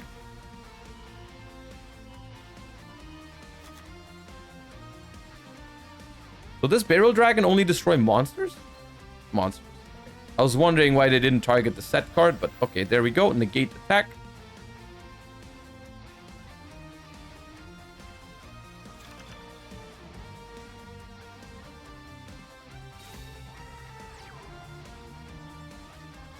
And we fight back? Like, you need like a... Okay, we have a tribute summon. Alright, cool. And this one is... Thunder Cavalry Trigger Drago. Send the top card of the deck to the graveyard. It gains 300 attack. And then if they have no card in their hand, it gets piercing them. Oh! This is the Mini Innovator. I remember. It's Mini Innovator. It gains 300 and piercing. We've seen this last... I remember this card. Okay. Ooh, Stormbolt Destroyer. You can just special summon a level 4 or lower Thunder normal. Okay. The Lizard returns. Lightning Trigger. Decrease the attack of one face-up monster on your opponent's field by that monster's level times 100 until the end of this turn. Then you can change an attack position to defense position. Okay. So we're making Barrel Dragon small and switching the Innovator to defense position. So now we can out both of them. Yeah, and even inflict piercing damage along the way. I don't know if I like the order of attacks there, because a recital could have been painful. I don't think you wanted the Barrel Dragon to survive, because that's what we attacked second. Ultimate Bond skill. Return a card from your... Oh, that's just the Eagle one. Yeah, right. Search the Eagle.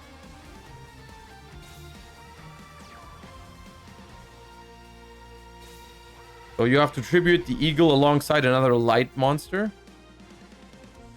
To summon a machine, and it gains 1,000. That's a big gold rush. Oh, array. That's gonna make one of these very small. Yep. Down to 1,100. Normal summon a 1,500 beater. Normal summon another 1,500. Yeah, we can clear the entire field. We're gonna have to double once. But still.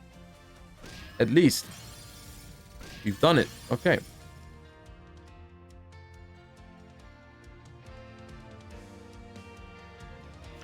Funny that I'm watching Duel Links on your stream. Last time I ever played was playing Paleozoic Heroes. I remember the times when cards like Paleozoic Canadia were the best trap card in Duel Links. I'm pretty sure Canadia is still... Is Canadia still fine? Like, do people still play Canadia sometimes in regular Duel Links? Like in Speed Duel? It's fine. Yeah.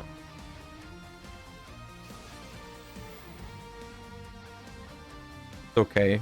Alright.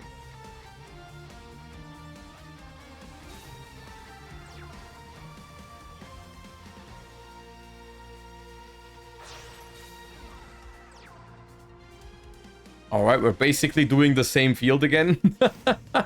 Lightning trigger. Makes this small. Turns this to defense. Oh, wait. Is this game? 2800 pierces. 2600. That's game. That's enough. Piercing here and attack here. And thunders. The machine deck can't even beat the thunder deck.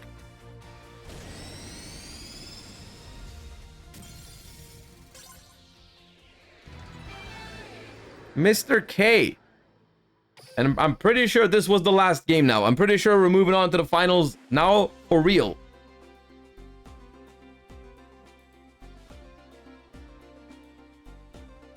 I forgot Opabinia is in this game. Wait.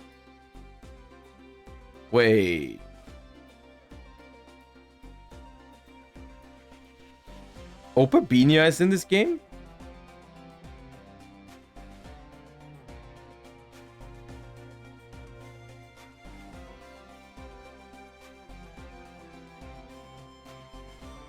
We have all the Paleos?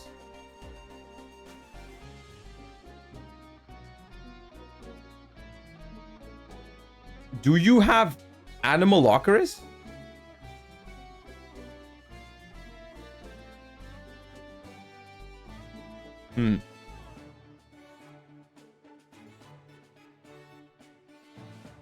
Interesting. Noted.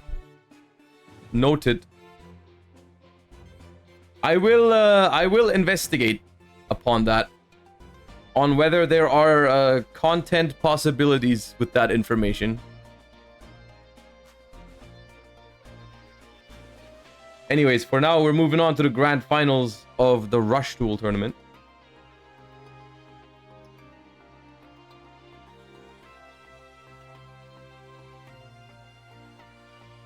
Three zones is a real hassle, but like, can't you, you can use the extra monster zone for Exceed monsters, right? So theoretically, you can make an Opabinia in the extra monster zone and then summon 3 Paleos under it and make an Animalocaris?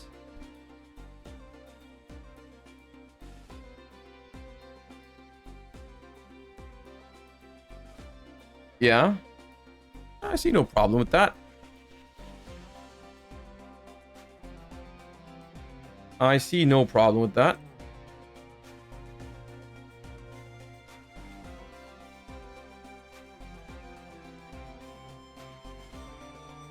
Just no rollback? I mean, yeah, obviously. Obviously, there's no rollback in Speed Duel yet. That would be a little ridiculous.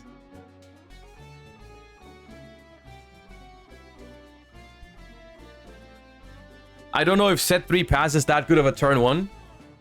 Look. You set 3 in Rush Duel all the time. You focus on your Rush Duel finals. And let me do the Paleozoics.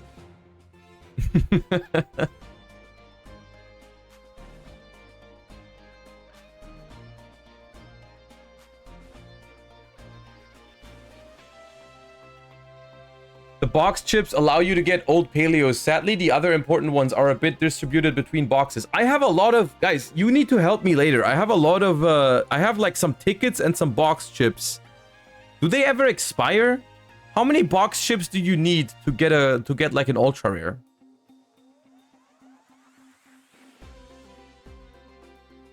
100? Okay. I'm pretty sure I have a bunch. Because I have been doing like quests every once in a while. But you definitely you can help me spend my tickets because I have some that I think expire soon.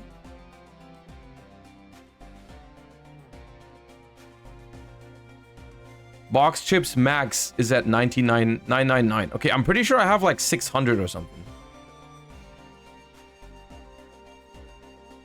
I'm pretty sure I have like 600.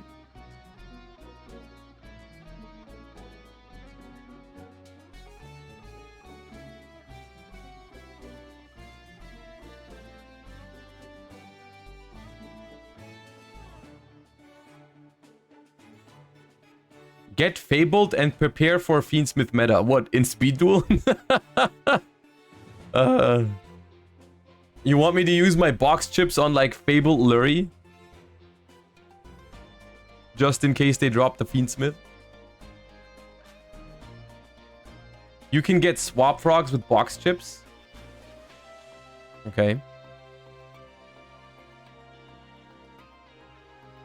Is swap frog an ultra rare? From a main set?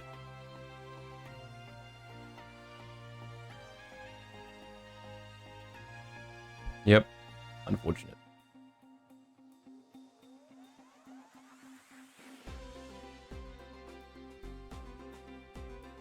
Here's a paleo frog deck. Okay. I'll take a look at it later, thank you. But we need to go and check this this finals out right now. So we've got Mr. K versus Giorfio. Once again, reminder, Giorfio is going to play in the Rush Duel World Championships next weekend.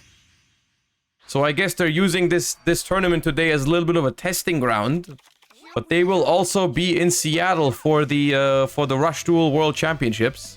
The first ever Rush Duel World Championships, by the way.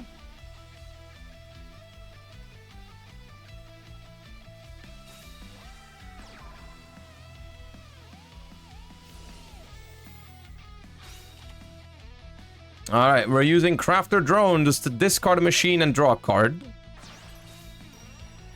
Tributing for Cybertech Alligator. So we've got the machine deck here in the finals. How is the machine deck in the finals? It's been losing the entire day. Anyways. Giorfio draws for turn. Set. What was that about setting 3 cards? What was that about setting 3 cards and passing earlier, huh? I'm listening. I'm waiting for my apology. I'm waiting for my apology.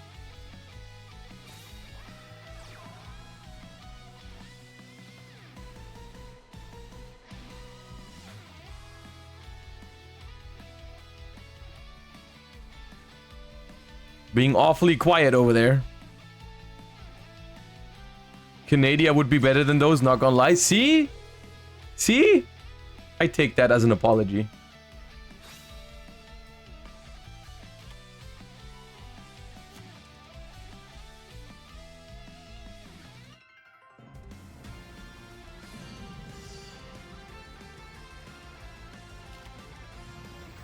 Oh, a widespread ruin at least. That's gonna... Do you get to choose?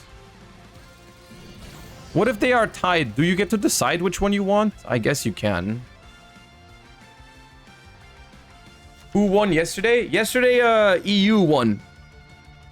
It was an EU versus EU finals yesterday. EU cooked.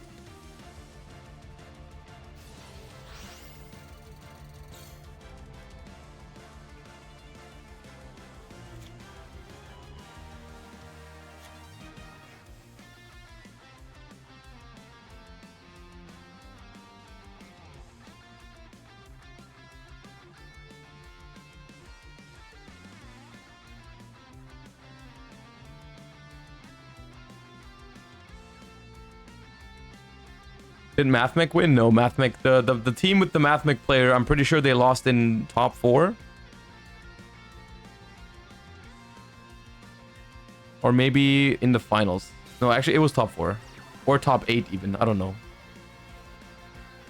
So, they lost somewhere, I don't know, I don't remember exactly where it was. But I'm pretty sure even in the match that they lost, they won all 3 of their games. What happened yesterday? Yesterday was the EU versus Asia Challenger Cup.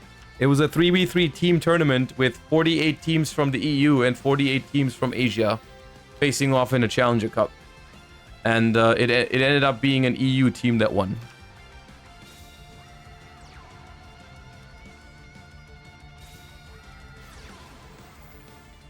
Alright, back to this game.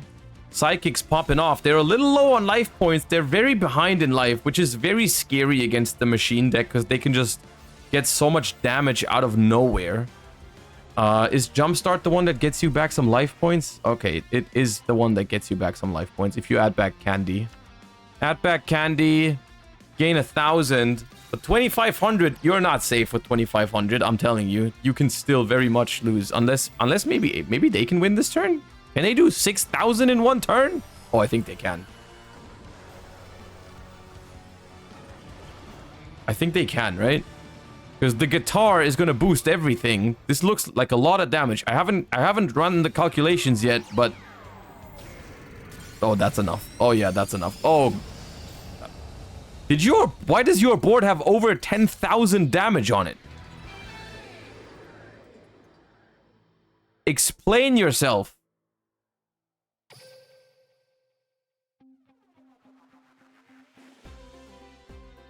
Holy! That's psychics? I've seen a lot of psychics. None of them has done that.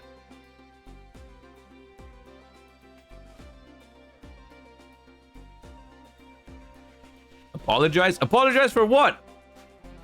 They said 3 and they won. The same thing I'm trying to do. I feel like we're now in agreement. We now agree that setting 3 is a fine turn 1.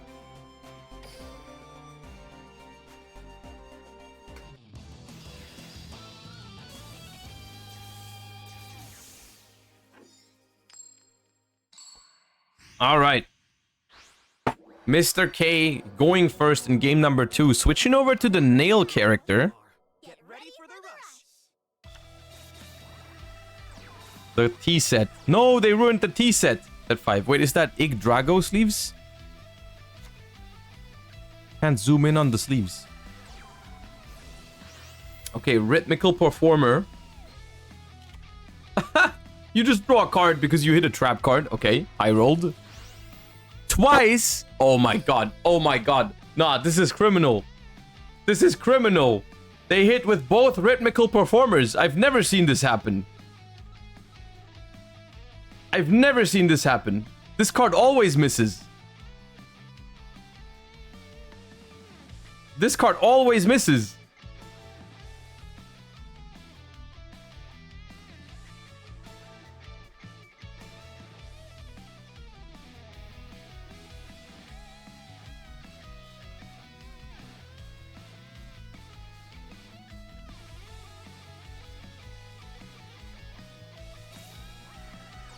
All right, we're normal summoning Roman Pick.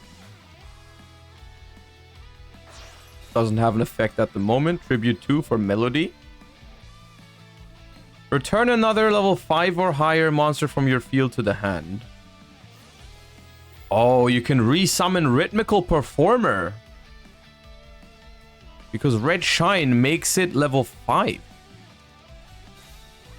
You're not gonna hit 3 times in one turn. Okay, good. I was gonna check your PC if you hit a 3rd time.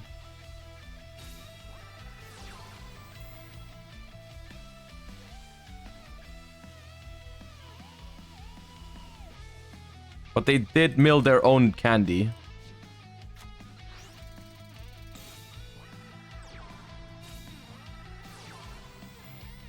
Jump check. Oh god, that gets rid of buffered slime. Or but that, okay. Come on! They all have 0 defense, or even Candy destroys one in battle? Nah. Nah. Nah. I can't take this.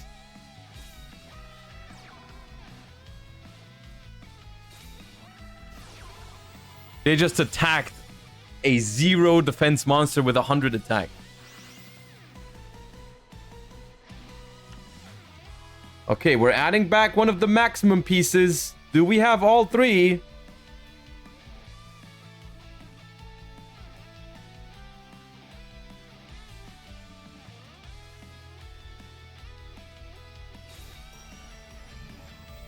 Uh-oh. Uh-oh. Oh, you discarded one of the pieces again. You just added that one back. And now you're discarding for reincarnation. Okay. I guess there's no maximum summon this turn, guys.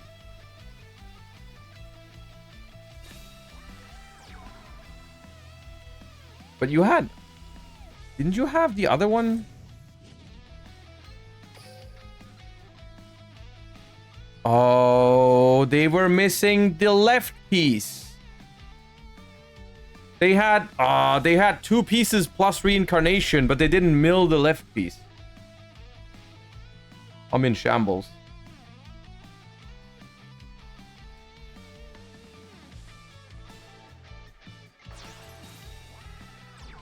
Alright, at least we get an ad to shoot Hydra. Why does bro have 8,000 life points? Bro's playing TCG.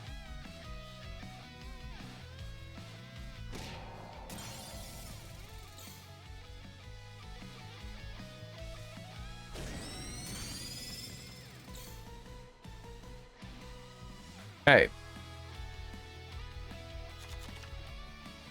Draw back to 5. Incredibly easy setup to break, I feel like, because we've got no set cards, only 2 monsters. Okay, Performer does not send a spell card.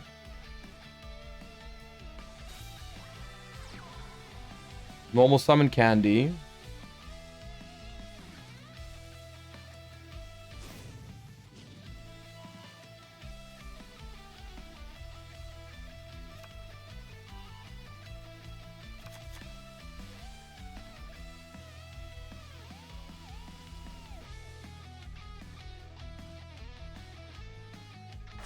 You know what card they should add to Duel Links? Destructive Daruma Karma Cannon. That would be cool.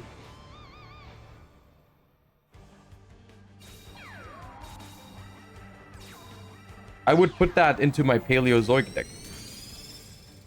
That I don't have at the moment, but I would make it.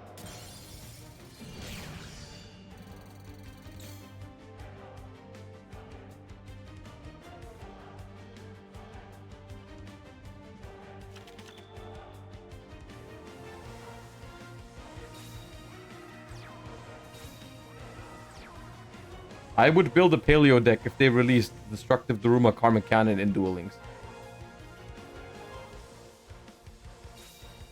Runic Fountain in Duel Links when?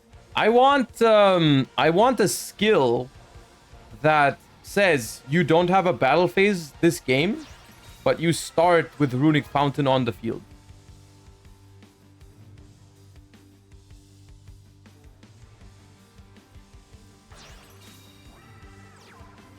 I think that would be cool.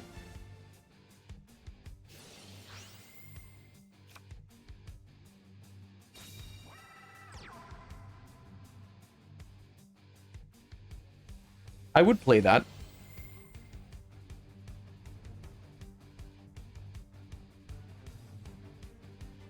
Wouldn't Runic be broken in a 20-card deck? Don't tell him that. Don't tell him that. Why would you say that?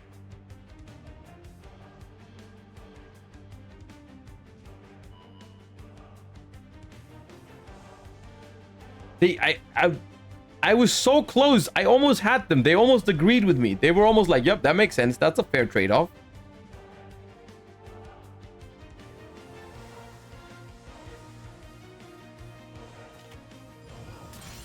Oh, the widespread ruin.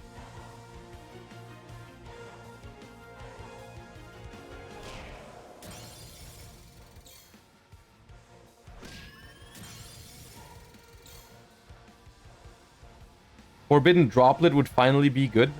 Oh yeah, Forbidden Droplet is in Duel Links, right? Forbidden Droplet is in the game, but it's just like when you only start with 4 or 5 cards, depending on whether you're going first or second, Droplet doesn't seem as good.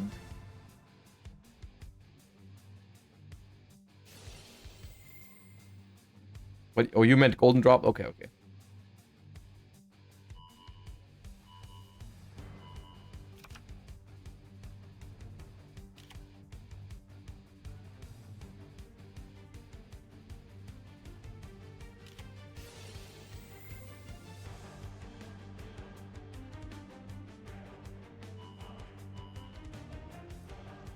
It's in a selection box. Don't all the cards in selection boxes eventually get released in a normal box as well?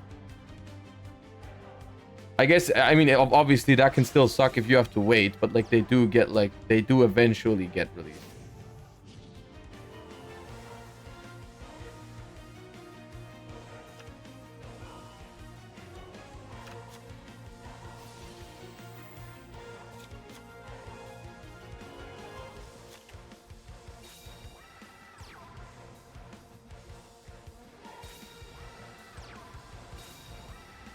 Today, I feel like what the machine deck did last time, the psychic deck is doing. Because the psychic deck is just crazy. They just won. It's over. Well, if that wasn't good Worlds prep, then I don't know what was.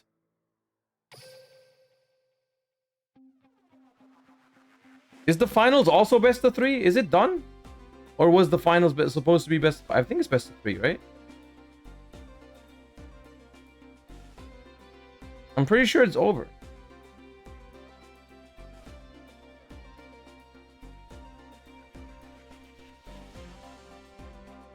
Oh. All right. Giorfio, our world's representative for Europe at the next at the World Championship for Rush Duel, the first ever one, also won today's tournament. Congratulations. I guess that's good tournament prep for you. See you in Seattle. Well played today. Also well played to everyone else. Congratulations for making it into the season finals and into whichever top cut you were able to make it. We will go on a very, very short break. And then we will have the same thing we just had for Rush Duel, we'll have for Speed Duel. So I'll see you guys in just a couple minutes for the top 16 of the Speed Duel finals. I hope you were enjoying the Rush Duel finals, whether you were playing or watching. And thank you to Konami for sponsoring the Challenger Cups, as always. So I'll see you guys in a couple of minutes for the Speed Duel tournament.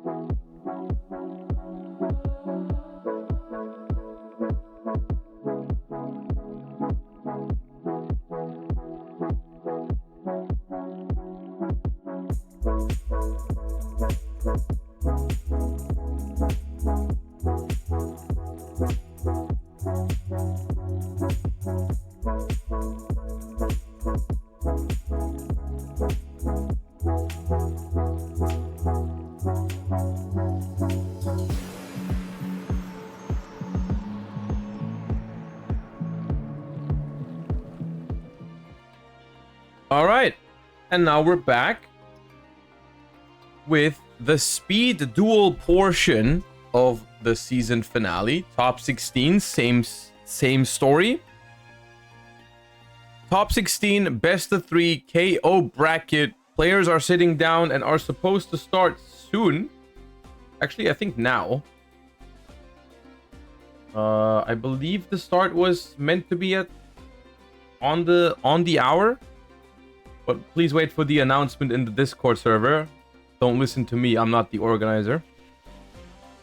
I am just the talkie man.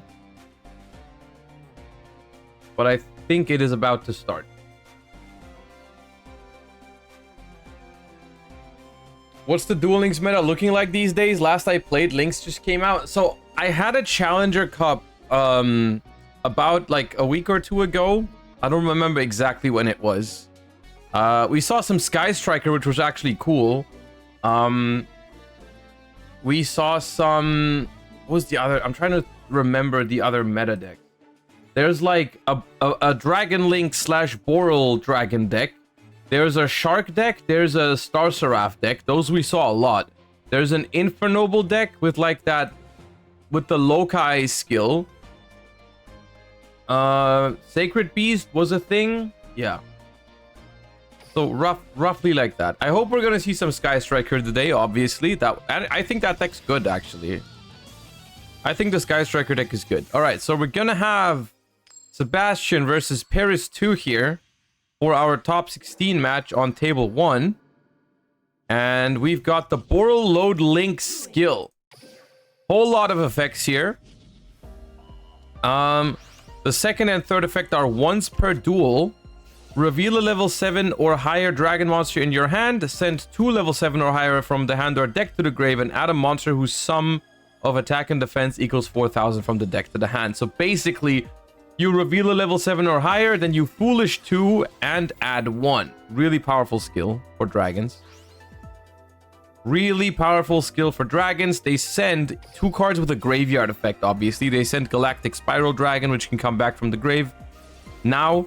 And they send Double Disruptor, which searches Rapid Trigger. I'm assuming they have Borreload Furious Dragon.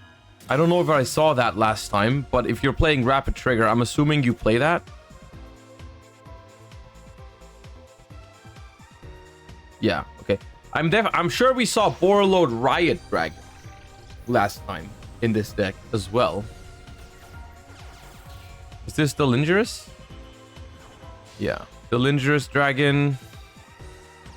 Set 1, Red Eyes Black Meteor Dragon, sends Seiyaryu. Oh, this is the deck that gets to play Levianeer as well, right? But Levianeer, you can't search it outside of drawing it or Melody of the Awakening Dragon, right?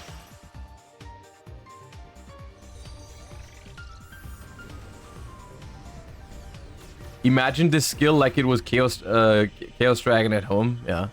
It's funny how it's a completely different environment and different game than the trading card game, but the Dragon deck, like the Dragon Link deck, still feels very much like a Dragon Link deck in the physical card game, right? Like it's very similar, even if it's different cards and skills are into the mix and stuff. It's like very, ooh, we're going for the Silver Rocket extra deck rip.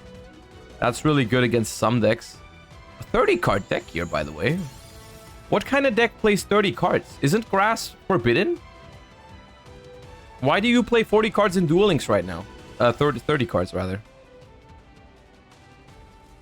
Infernobles? Okay. We're taking the Black Rose Dragon away. Alright. End phase. Silver Rocket effect. Summon a Tracer from the deck.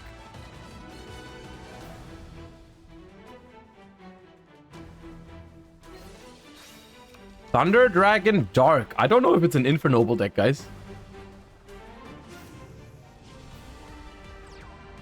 But they're still playing the Revolution the Fleur skill. Sage the Fleur. Target.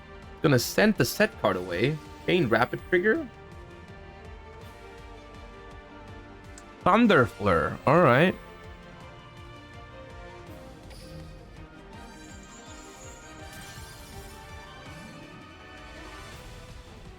So we're gonna summon out Sage the Fleur by destroying our Necro Fleur after our opponent has fusion summoned Borreload Furious Dragon. Yep. But that gonna trigger the Necro Fleur to summon a Sorcier the Fleur from the deck.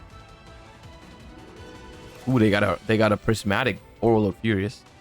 Sorcerer the Fleur is, if this card's noble or special, target a monster in your opponent's graveyard and special summon it to your field, but it can't attack directly. So we're gonna take the Tracer from the opponent and summon it to our side of the field. And without much work, we just have 3 monsters on the board already with still 4 cards in hand. That's pretty good. We're gonna make a rank 8 here. What do we have? What kind of options are there? Oh, Dingirsu is good here.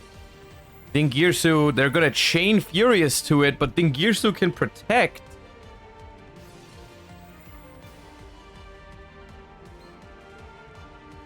Okay, Borolo Dragon, effect onto the Magna Rocket.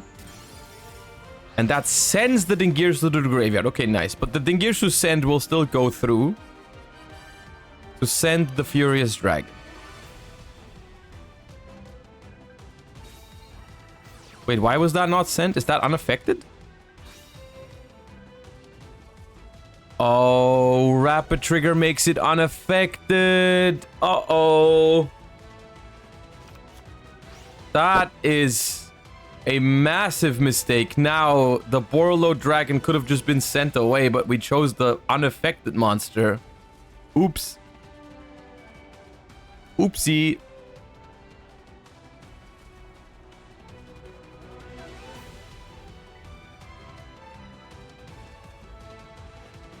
Oopsie. Levianeer affected. Let me read Rapid Trigger real quick. It's in the graveyard.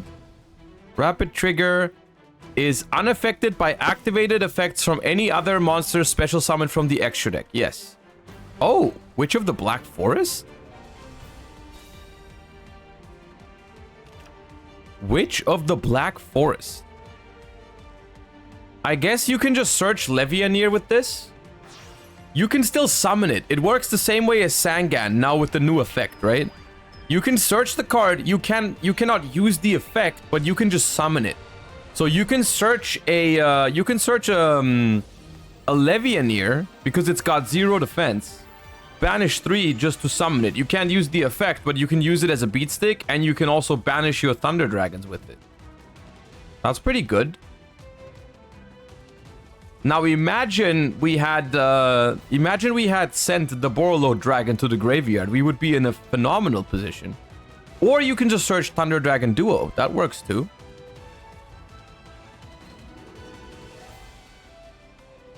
That works too. But we don't have Black Rose available anymore. They took it from us.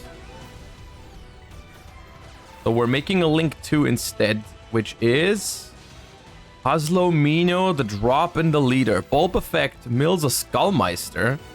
Puzzlomino effect onto the level 8 bulb now. Alright.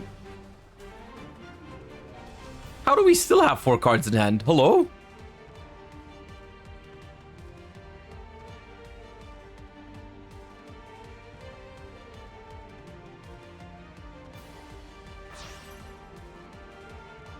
Why was it important that the bolt was level 8 if we're just gonna link with it?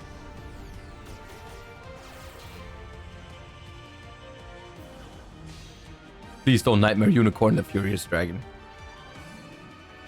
Okay. Thank you. Oh, we just wanted a light monster in the graveyard. We needed a light monster in the graveyard so we can use the pop effect of Levianeer. That's gonna get rid of that Furious Dragon now. It is only unaffected by monsters from the extra deck. The Levianeer will affect it. Non-target, destroyed 2, both destroyed. Levianeer can't attack this turn though, so we still have to put up some damage. But, okay, just have to. Alright, I guess. Yep, just draw both. Alright, Thunder Dragon Hawk effect. Yep.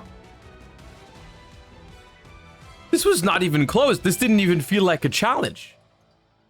How is this? Why is this deck so strong going second? My god, okay. That was something. That was something. Thunder Dragon with the Fleur skill I've casted an entire Challenger Cup and I've not seen this deck a single time. Alright. Alright. Okay. Interesting.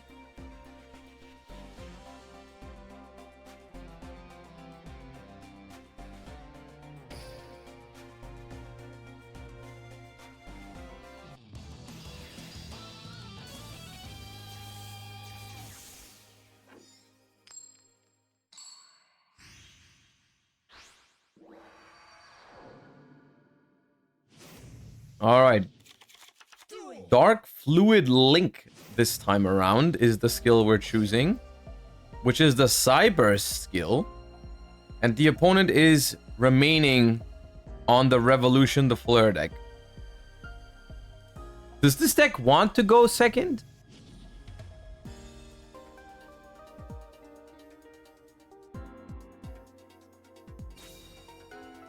I'm not sure.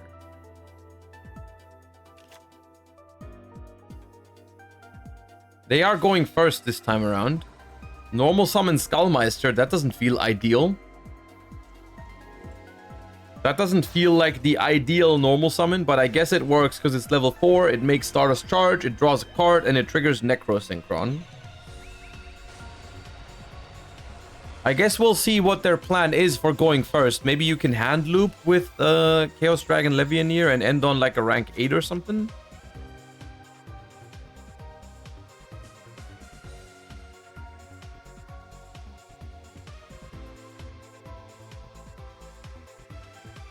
Alright. Don't know what kind of level 7 synchro you would want to make going first. Maybe just Puzzlomino again? No, that's a synchro animation. Black Rose. Effect? No effect. Ooh, what did we mill there? Votis.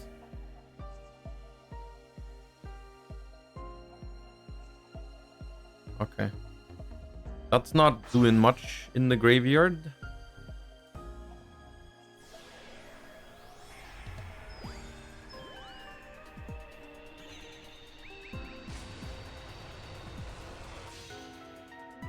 Ooh, we're ending on Cyber / Harpy Lady, and we are indeed going to loop a card out of the hand with Levianeer.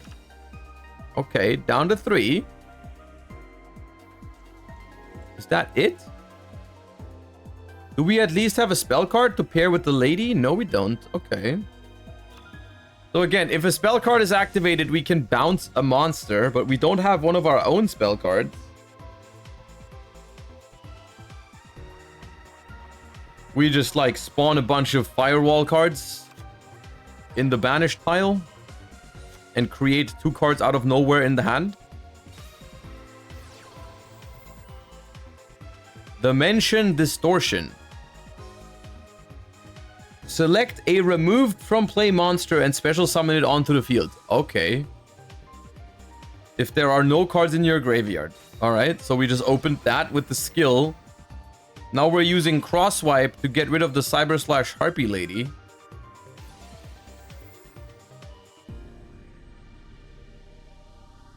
Gonna return itself back into the extra deck. Sign at mining. Don't add circular, don't add circular, don't add circular, don't add circular. Okay, the fencer is not much better.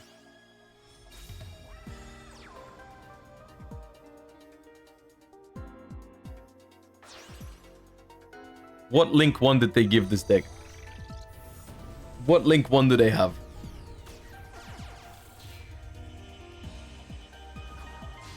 Baelings. I can't believe they would use my boy Baelings like that.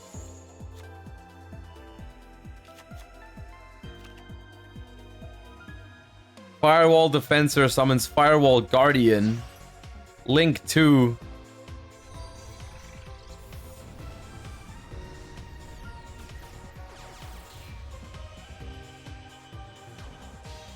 Into Cyber's Witch. Firewall Guardian revives itself. Cyber's Witch triggers. Banish Sign at Mining. And add a Cyber's Magician and a Signet Ritual from deck to hand. Activate Signet Ritual. Tribute a Cyber's Magician to summon another Cyber's Magician or Cyber's Sage. Sage. That revives. All right, so at the moment we are at 1 equals 5 in Duel Links. From what I'm seeing here, 1 equals 5.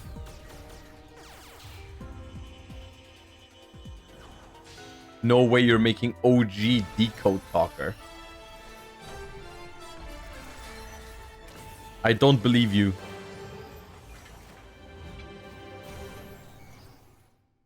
All this link climbing to make Decode Talker? Use.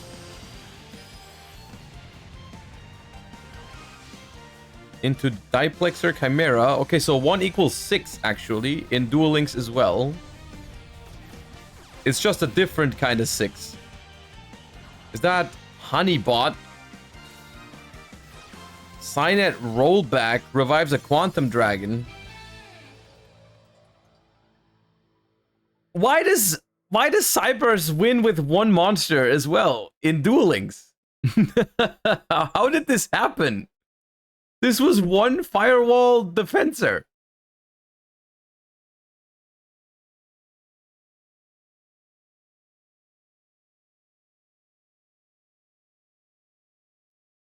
Why does 1 equal 6 in Duel Links? I can't believe it. 1 equals 6 in Duel Links. Oh.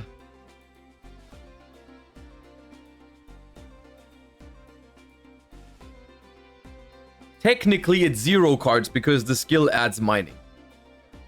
It's 0 equals 6? I can't take this. I can't take this.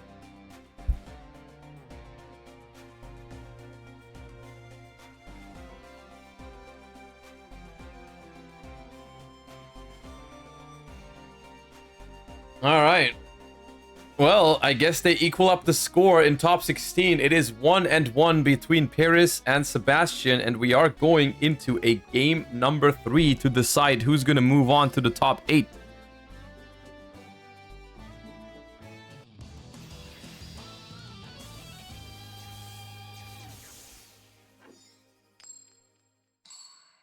And this time, we see the Boral skill again, I think, on Varys. Yes, Borload Link versus a different character as well over on Sebastian's side. No more 30-card Fleur Thunder, apparently. We got a different deck here. I'm not sure what deck this character typically plays. Is this the Lunalight one? Ooh, we saw them cook with the Lunalight deck in my latest Speed Duel Challenger Cup. No shot is Luna's. Sebastian has been playing Luna's in my last Challenger Cup. So it could be.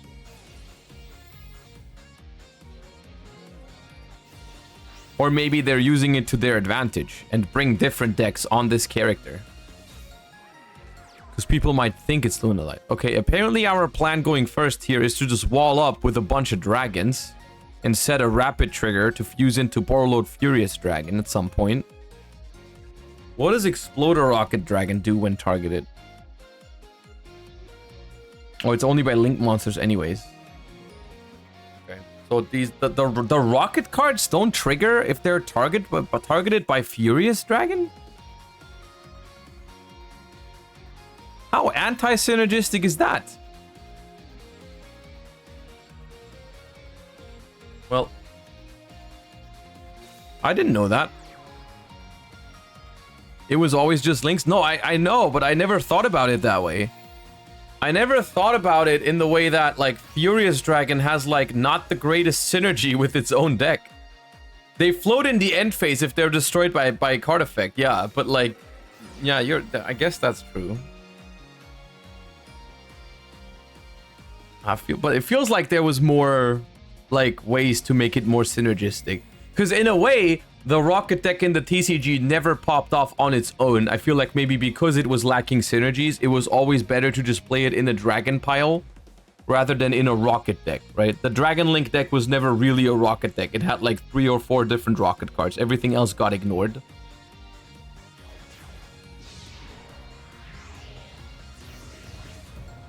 Anyways, let's focus on the game. We got a Tiger King here in the Lunalight deck. It is indeed Lunalights.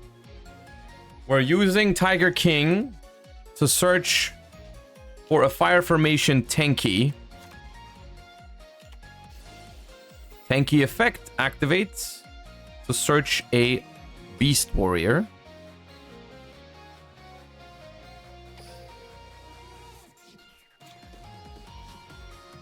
Which is another Lunalight Tiger.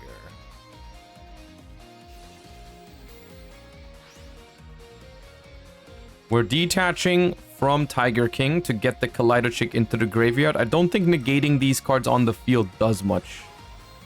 But we just want to detach off of it. Activate Tiger. Imperm column. Keck W.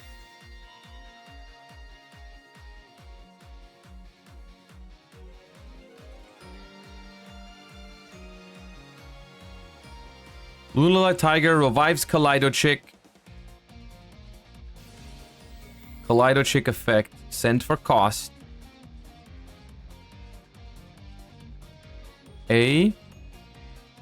Probably Emerald Bird. No, we're sending a Panther Dancer from the extra deck.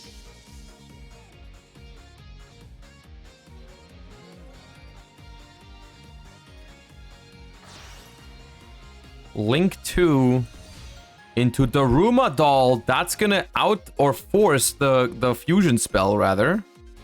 Because the Daruma Doll gets to destroy a spell trap from both sides of the field, which is really synergistic with this deck, because you can either pop your Tenki that you don't need anymore, or you can even use the Tiger, which has an effect when it's destroyed. But obviously, we're going to chain the Rapid Trigger to summon out the Furious Dragon. The question really is, because at this point, the Dragon deck only has 1 interrupt on the board. There could obviously be cards in hand, but on the board, there's only 1 Borreload Furious pop. How good can Lunalight play through that?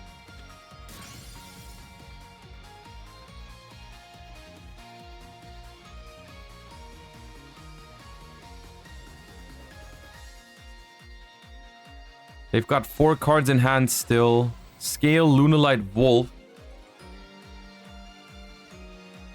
which lets you fusion summon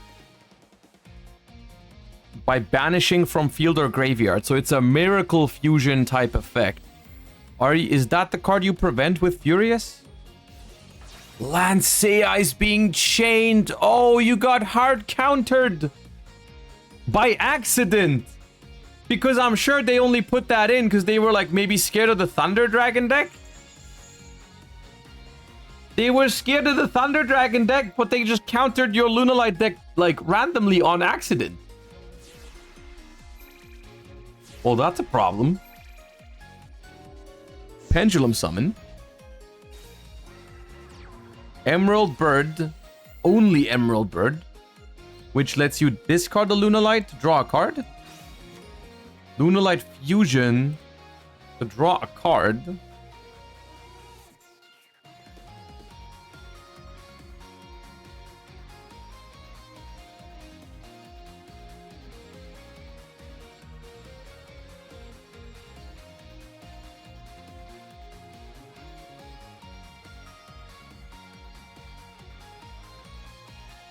The skill searches Lancea, so they run 1.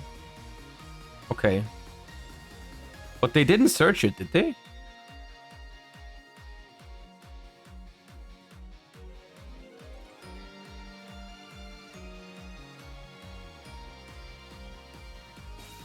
They just drew the 1-0. That just literally just looks like it ends the turn. It literally looks like we cannot play. And this is not great. Exploder Rocket triggers in the end phase.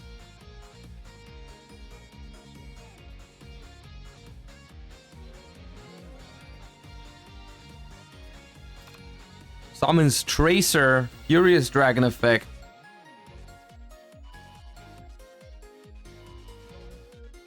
Pop, pop. Chain Tracer. On itself. Destroys itself to summon another Exploder Rocket. Droplet is being sent. So we had an answer, presumably, to the Furious Dragon, but we didn't have an answer to the Lancea, and that just looks like it did it.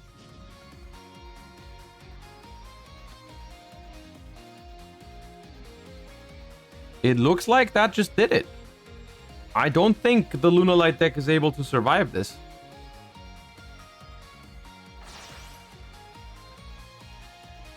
It was OTK without Lancea. GG's, I guess. I mean, it happened. Yeah, opponent sometimes has answers to plays.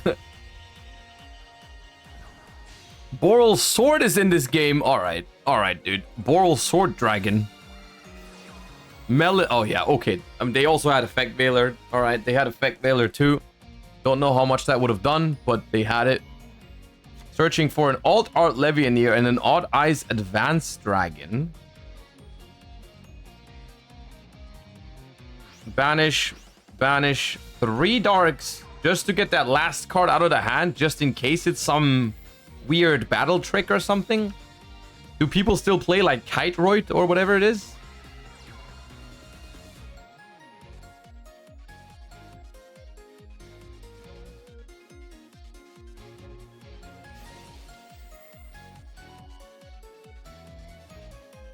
White Princess sometimes. Oh, that's the one they played in Sky Striker. Yeah.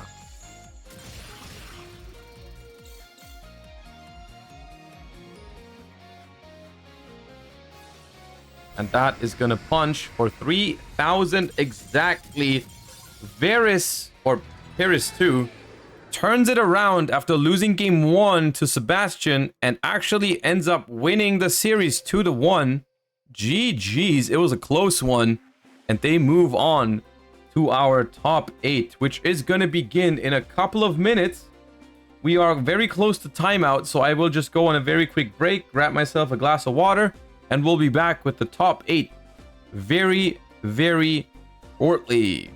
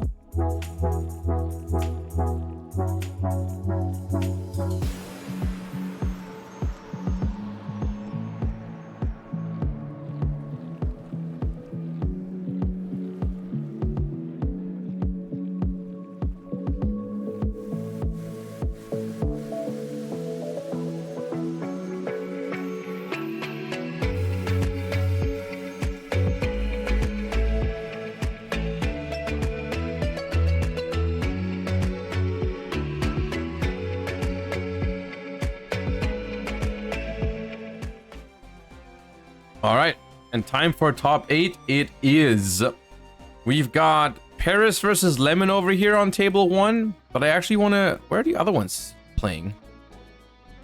Why is no one else? Oh, there we go. Since we already spectated Paris, I wanted to drop into a different match. Let's go over here into Soft K versus Snipe. Which got... Ooh, that's the Fleur skill again. Can you guys remind me real quick? Like, is the Fleur deck 30 because the skill requires it, or is it just because it has a lot of cards you don't want to draw in the deck? Is that the reason? Or what? Actually, they're not even playing 30. They're playing 29.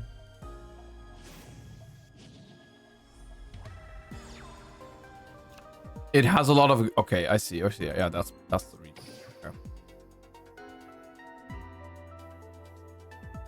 At the beginning of your turn, if you activate this skill, also play one Necro Flare from outside of your deck. Shuffle a card from your hand into the deck. Play a Necro Synchron. Send the monster from your field to the grave, then play a Sorcerer the Fleur from your deck. Alright. So this deck is basically a lot more powerful going second because you get this card for free. Right? Because going first, you simply do not have access to this free card.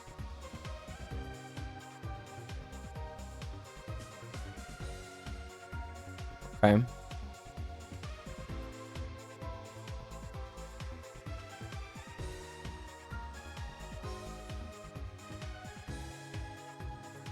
The skill is like Halka Fibrax? Uh-oh. I mean, you're not wrong. I see where you're coming from, which is scary to think about.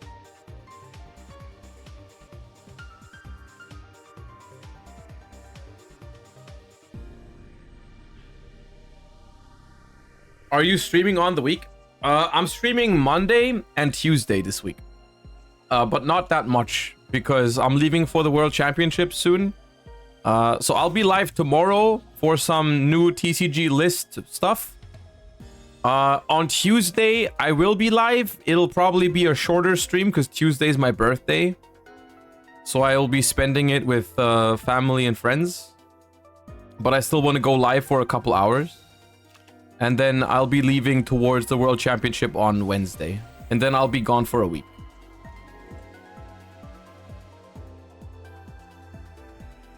Any vlog? I'm not vlogging my tournaments because I want to focus on the tournament itself or meeting my friends and all that. And I also don't feel like tournament vlogs are like super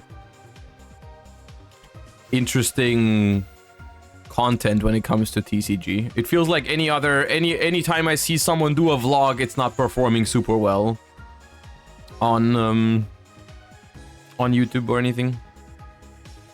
All right, we're using a warning point, which is basically like a no material as a trap card, right? A monster is summoned, can't attack, is negated, also can't be used as material.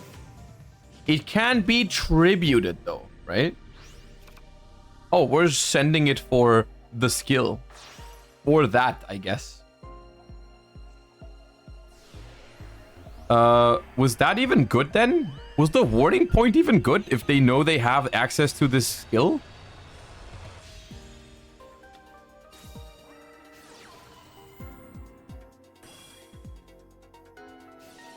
I feel like the warning point would have been better on the tuner, maybe.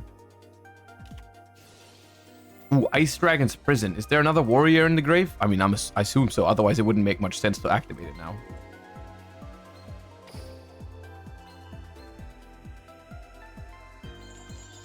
There's no warrior. Why? Huh?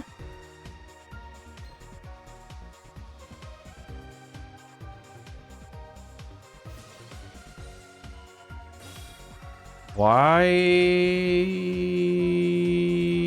did that get destroyed? Oh, you can destroy one card on the field. Oh, why did you chain it? Okay. Well.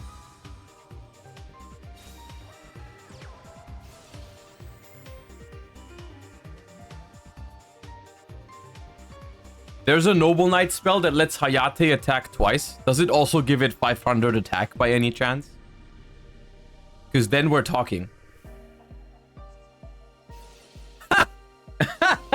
It gets negated, but that still counts. That's funny. I've never seen that card activated in Duel Links. It got negated, but I don't care. I find it funny anyways. It would have been funnier if it resolved, but still.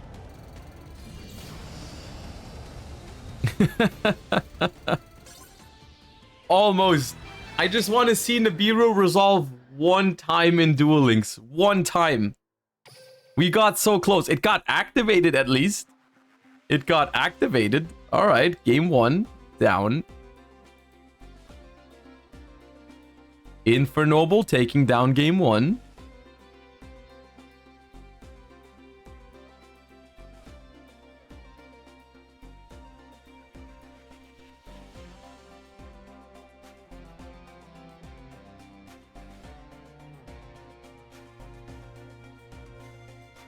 Too many summons from skills.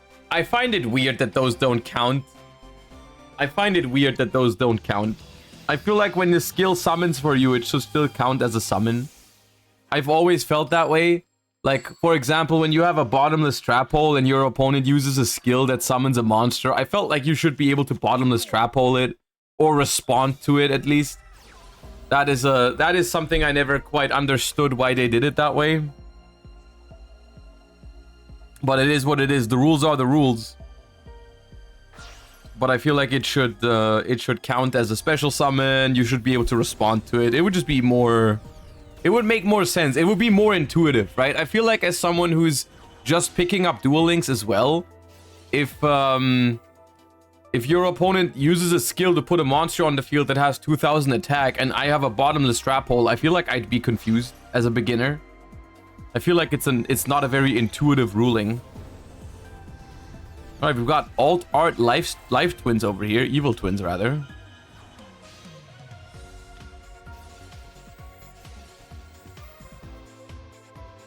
Skills don't summon, they play. Smile. No, I understand that. But I feel like it just shouldn't be that way. Okay, they just gained 2000 life points. Set 2. Set 3. Pass. And we've got Revolution the Fleur over there.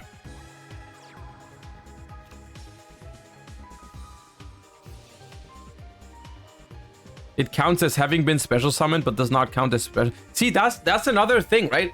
That you can revive them with like a reborn type of effect because they are treated as properly summoned. But then in that moment, when they are properly summoned, you can't bottomless trap hole it. I find that counterintuitive, but it is what it is. I guess they wanted to make skills more impactful that way. I suppose.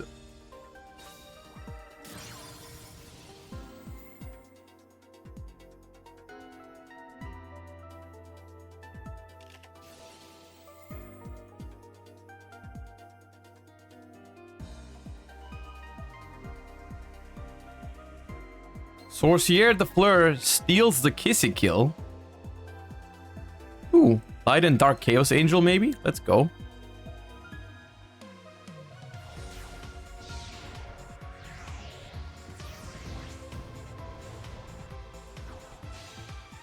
We make a Dingirsu. Such a powerful card going second. Such a powerful card.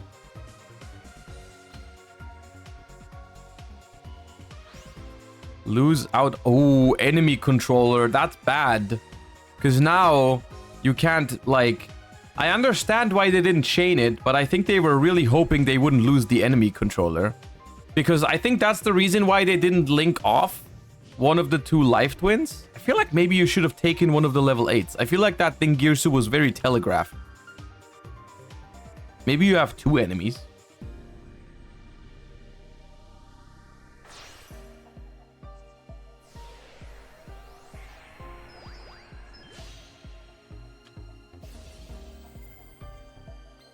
Old Entity Haster. I guess the main reason for this card is just that it's a solid wind synchro to trigger Necro Synchron. We make Captain Roland. Oh, Econ is at 1. Okay, so I guess they can't have a second one. But what I was saying was, I think the reason why they didn't link off. Normally, you link off these two evil twins into another evil twin, so that you have only one of them, right?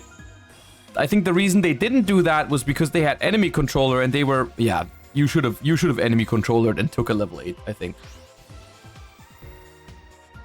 Oh. Okay, what? Now you don't have another one in the graveyard. Why did you Cosmic Cyclone the Haster? Just to end it faster?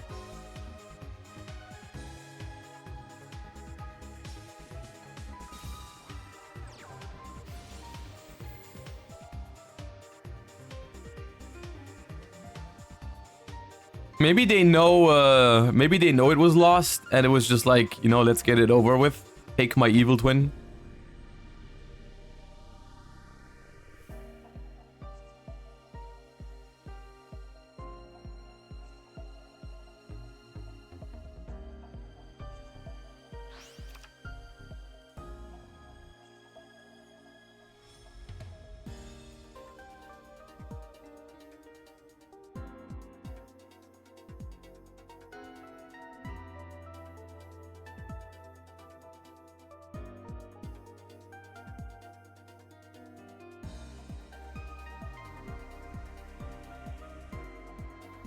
This should be way more than enough damage, right? You can use Kissy Kill to get a blocker, basically. Like, just like one more body, but like, it's 0 defense. Attack here, 400. This is exactly 5,000 at the moment. But we're not done yet, apparently. We're making Charles as well.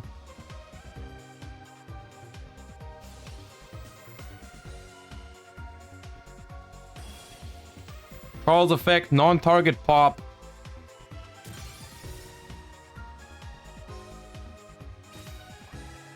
Am I tripping? Why are we not just like attacking? Yeah, okay. They've had enough. Yep, that is GG. And Snai moves on to the top 8 with their Fleur Synchron Infernoble deck. All right. That was a quick one, so let's not go on a break just yet. Let's go and jump into one of these other feature matches. Let's see what's going on over here.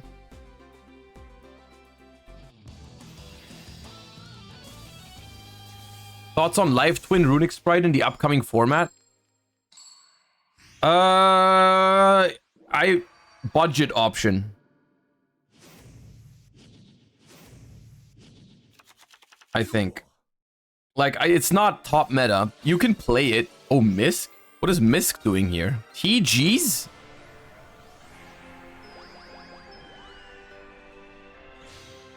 TG Star Guardian.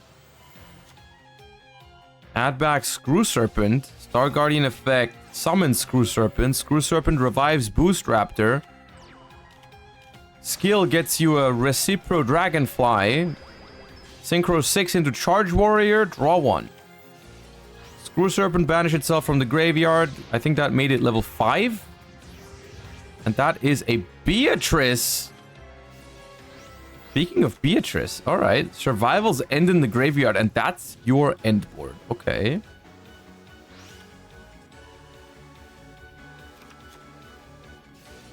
Red Eyes Meteor sends Blue Eyes for cost.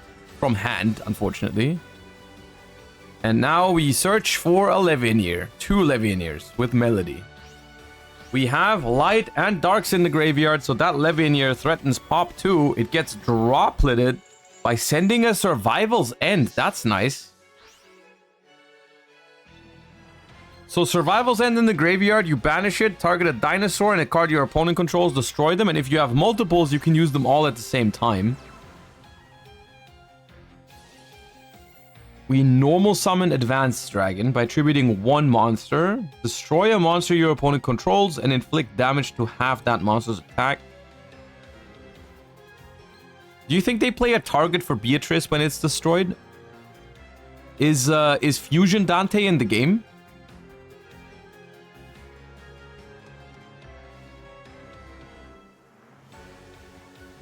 No? Alright. But Virgil? Okay, maybe Virgil. I mean, if your plan is to always end on Beatrice, maybe you play a target for it.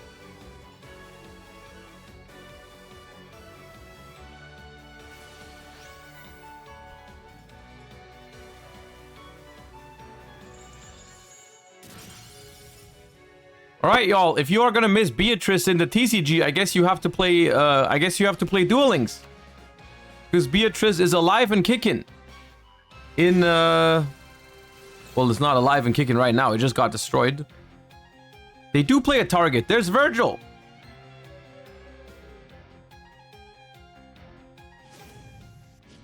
There is Virgil! Alright. Wadborrel. Discard Double Disruptor, target Virgil, destroy Virgil. Virgil draws 1 now.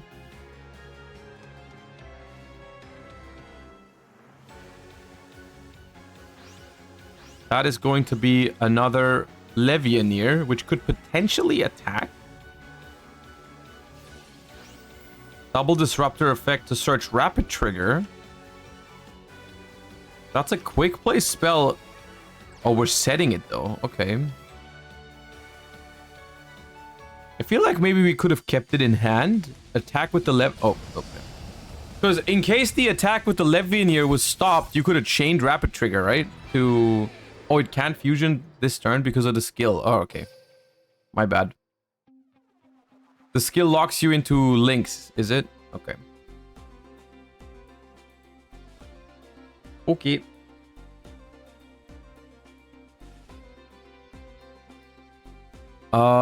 Let me check how much time we have left in top 8, because it might just be done. When did top 8 start? Ah, there should be another match going on. Yeah, okay.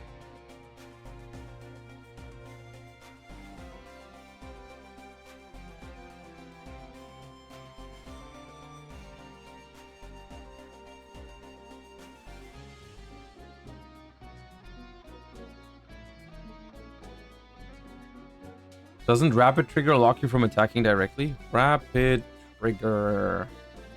Rapid Trigger.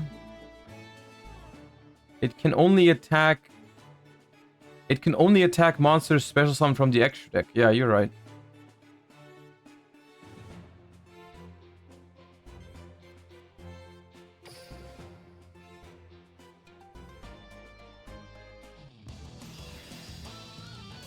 Alright, we've got Antinomy versus Dumon. 2 characters I don't think we've seen the entire day.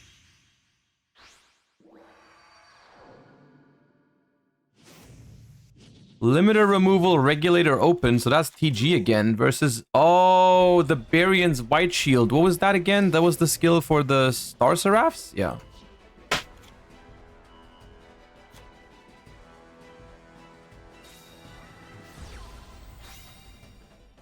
Using TG limiter removal to discard Survival's End. That's a good card to have in the graveyard.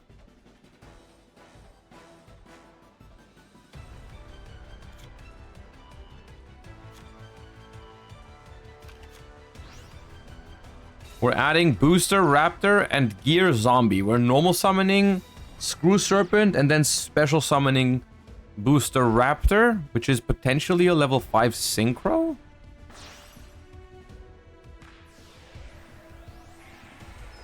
Yeah. Or Star Guardian. Adds back Screw Serpent. And summons Screw Serpent again. Alright. Which adds back... I think adds back the Boost Raptor or special summons back the Boost Raptor? Special summons back the Boost Raptor. Okay.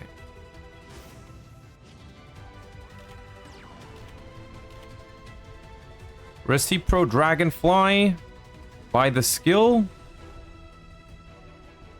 So this is 2 level 6 synchros now, and that would be Beatrice again if you wanted to, right? Charge Warrior, draw 1. Screw Serpent effect. Oh, that increases the level to 6 anyways. Yeah, okay, you want to keep this around because it's a dinosaur. Yeah, okay. So we can go Beatrice here, and this is again our end board. There's Beatrice. Send another Survival's End, probably?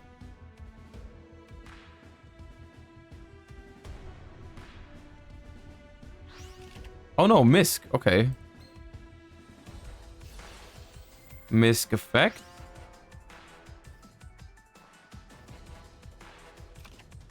What if your opponent has Nibiru? EG Warwolf. Set. Misk destroys Booster Raptor in the end phase, which lets you add a TG from deck to hand. Another Warwolf.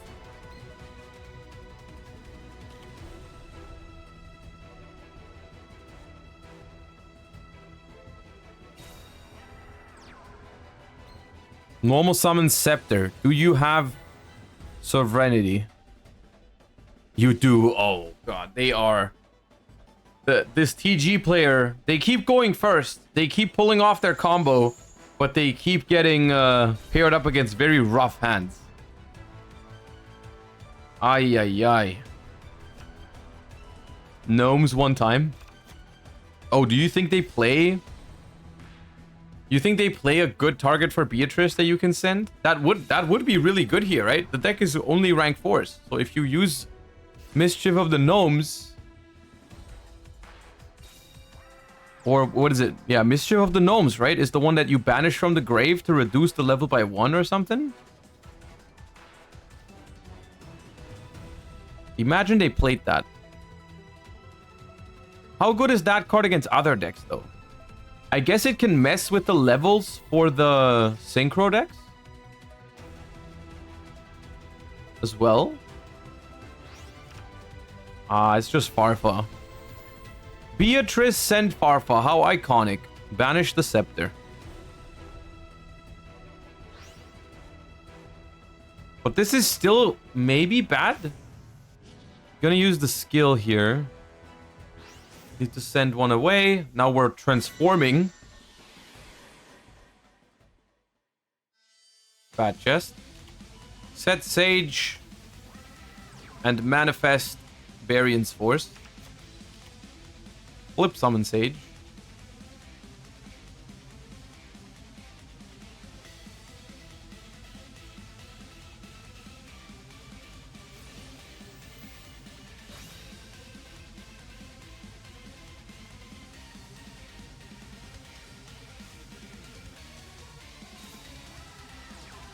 And they just have another Scepter. Special summon. Which also activates on special summon and is not once per turn. So we're going to add a Star Seraph Scale to hand. Can we prevent... Yep, we can. Survival's End. Destroy the Booster Raptor and the Scepter. And you cannot use the Sovereignty. You cannot use Sovereignty for an Exceed with only 2 materials. It has to be used for an Exceed with 3. So that is one way you can stop this deck from accessing the extra deck, I suppose, is if you just try to constantly keep them on 2 monsters. They just can never exceed. End phase, Warwolf searches a Screw Serpent, and this game looks better for them. Booster Raptor searches another card into Striker. The only problem, I guess, is they have 3 set cards. And the Scepter returns off of Farfo as well, so you still gotta play through those set cards.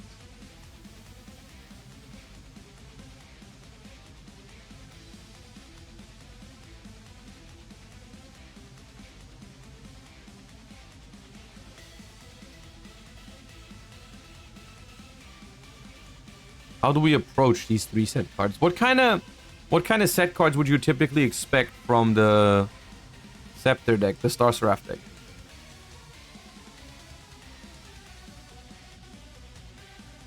Crackdown for sure. Well, Crackdown...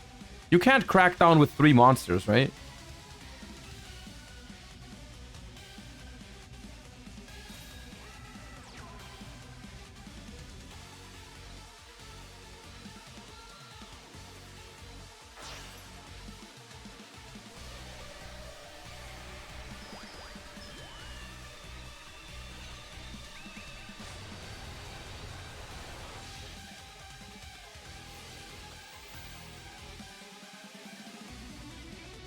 We make another Star Guardian. Do you think they have Wonder Magician in the deck? Wonder Magician is good against back row. That pops one. Ooh, Trap Tricks, Trap Hole, Nightmare, though. That's a good card here. Destroys the Star Guardian and negates it. And that seems like it's it. We're turning the Beatrice to attack. That's not great. I feel like this TG deck is lacking some oomph, you know? We're just going battle phase here. We just don't have much. We didn't have much follow-up at all. Okay, so we run over the scepter, and we just have to pass it over. And we leave. Oh, was it time, maybe? Was it first damage? No, it wasn't time yet. There was still time left, I'm pretty sure, because they started at 37. Okay, well, seems like they saw the writing on the wall in that situation. Maybe their last set card just wasn't good. But we are like, they still had, I think they still had like 3 minutes or something. But okay. That being said, I think this brings our top 8 to a close. Hope you guys are enjoying the Duel Links Challenger Cup so far. We'll go on a very short break before we begin with the top 4. So I'll see you guys in a couple of minutes. We have the semifinals and the grand finals still to be played. And we will begin with the top 4 in a couple of minutes. See you guys then.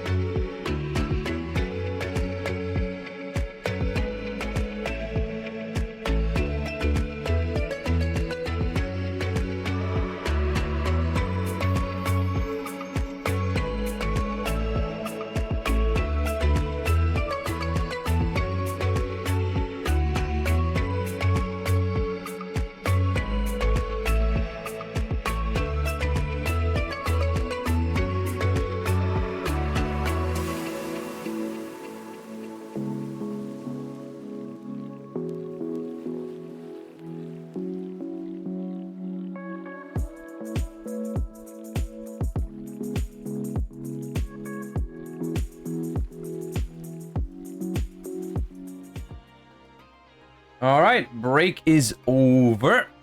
Top 4 is underway. Let me update the title real quick. Top 4, here we go. We've got Obada versus Sniffus and Paris 2 versus Madar.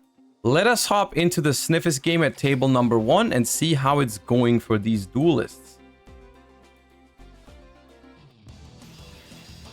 We've got Varys versus Sherry LeBlanc. So that is likely Boral versus Fleur. Don't know which Fleur. Duel. But indeed, Borload Link. Oh, that doesn't seem like a typical opener. That does not seem like a typical opener for the Boral deck. Guys. Just set, pass is not ideal.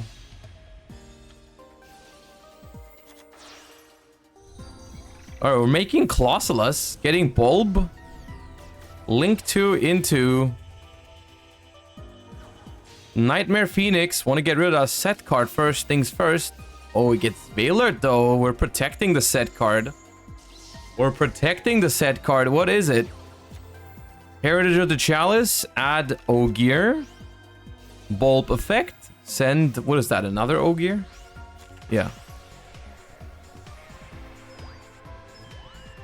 Sorcier gets summoned, and we make Emperor Charles. Enemy controller tributes a Shell Rocket to take over the Charles. Charles effect, because something was equipped, you get to destroy. And that just destroyed the Ogier. Durandal now activates to revive one from the graveyard. But you don't get the search. Oh, we hard draw the Gearfried at least. Okay, but there's no equip spell right now. I guess if you just pass, you get back your Charles. And the opponent needs to draw a playable card. I'm not sure what you can do here. Without an equip spell.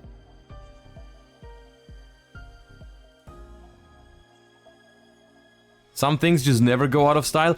Enemy controller was basically a complete staple in the early days of Duel Links, yeah.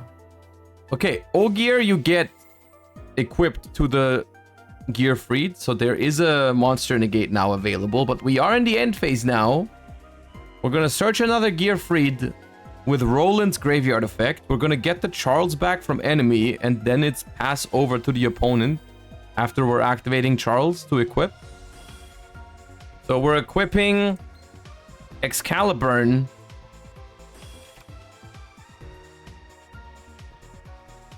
And Ogier.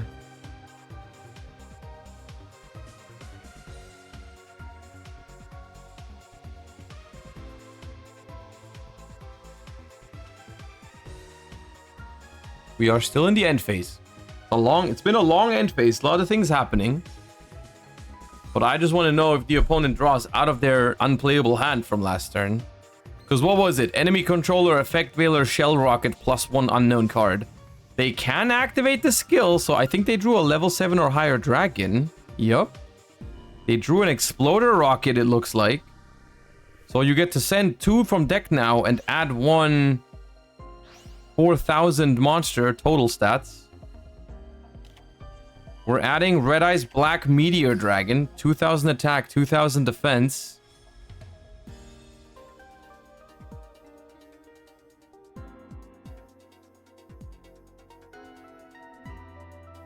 Okay. But is that enough to beat this field? This field looks scary in Duel Links.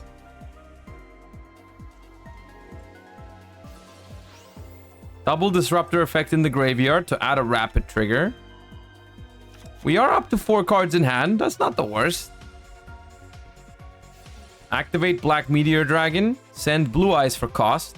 Tries to special summon itself. Are we gonna let that slide or are we gonna Phoenix it? No, we're gonna let it go. Okay. Red Eyes Black Meteor is on the field now. Do we have a normal summon maybe?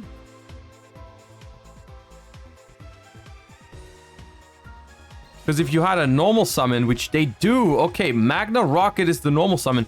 You can bring back this now, right? Yeah. Galactic Spiral Dragon can now come back from the graveyard.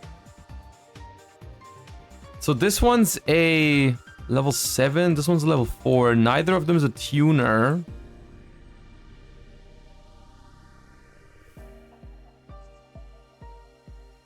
Neither of them is a tuner, but Spiral Dragon tries to return regardless. Let it return. Borreload Link skill activates once more. You get to play Quad Borrel for free.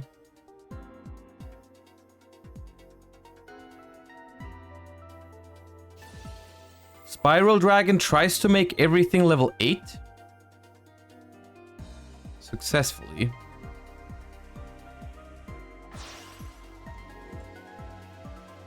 Link 3.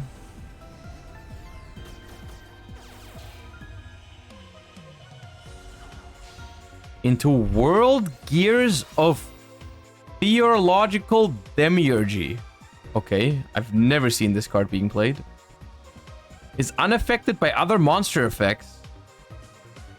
During your main phase, if you control this card that was link summoned using 3 monsters that had 3 different... Okay, you don't get that effect. If your opponent special summons a monster from the extra deck, you can special a World Legacy from your deck. Okay, but it's 3,500 unaffected.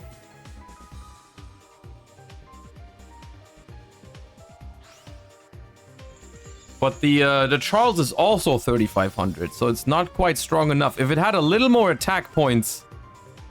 But that's a set rapid trigger. Okay, that's not going to be enough, right? That's not going to be enough. Not sufficient.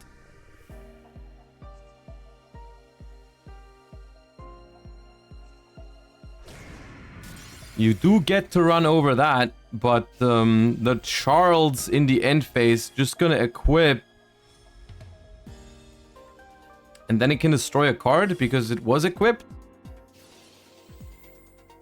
Gonna destroy the set card. It is now even bigger than the 3,500, so it can just attack over it, and then you're completely out of resources. And Gearfried in hand being summoned is also gonna just make it enough damage. That is just enough damage. Unless I'm missing something here. I don't think there's anything that prevents this. I think you can just attack, and that's going to be it.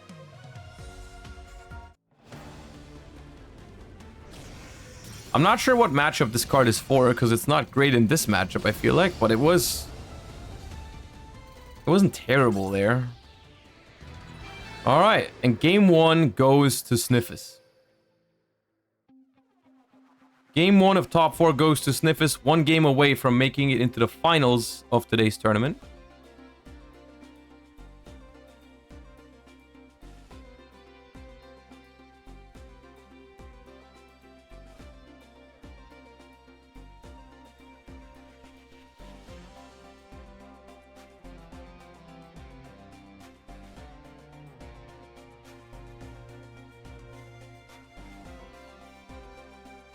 I think Boral Sword was better there. I don't think the World Gears was the play there, to be honest. It was way too easy to out. Like, it was obvious. The out for it was already on the field. That's the problem. It's not even like, oh, your opponent could out it if they draw a certain card. No, the out was already there. There was already a monster with 3,500 attack that was going to get bigger in the end phase. So, like, I don't know.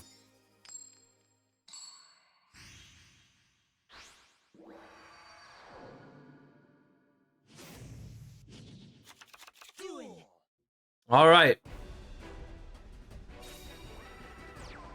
And we're going for the Star Seraphs this time around. We're going for Star Seraph Scepter with Sovereignty. We got both of them in hand already. That is one of the most powerful starts you can have in Star Seraphs, I think.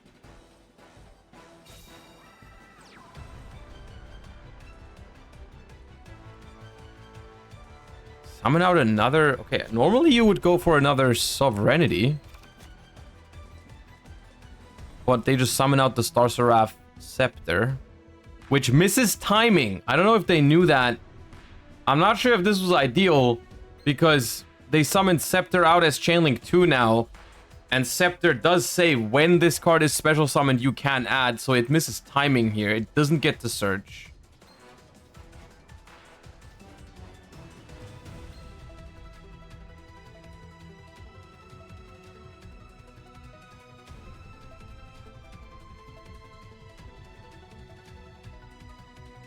So now what do we do out of those 3 Star Seraph monsters?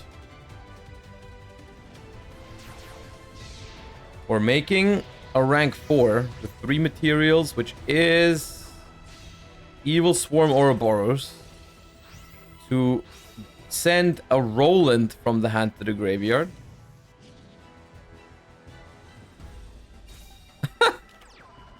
During the end phase, if this card's in the graveyard because it was sent there this turn, you can add a fire-type warrior from or an equip spell from your deck to your hand. Okay. Thanks for the free ad. Appreciate that one. They're dwellering it. Let's go. Dweller it. Dweller the Roland. Wait. You gotta dweller it.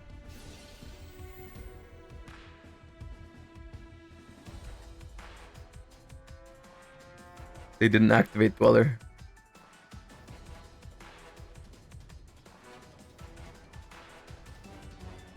They didn't activate Dweller. Why did we not activate Dweller?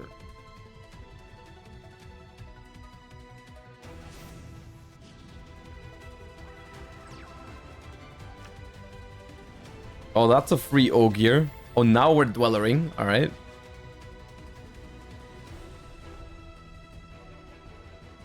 Now we're Dwellering.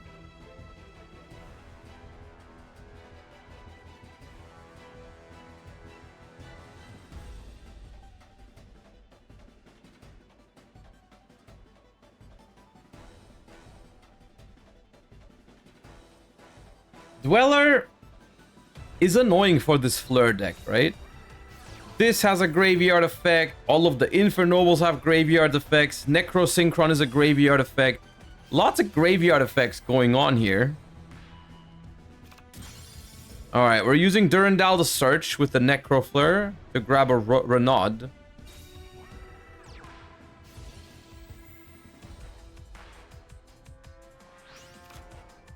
Send a Gearfried from the deck to the graveyard. Do we maybe want to add that one back with one of the equip spells?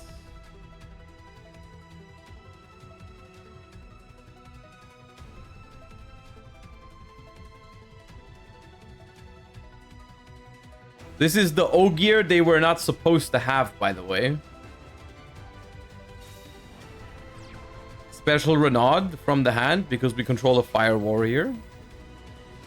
Which adds back the Gearfried from the graveyard. Yeah. So even though Dweller stops some of the things that this deck can do, it definitely does not stop everything. The deck still has plays.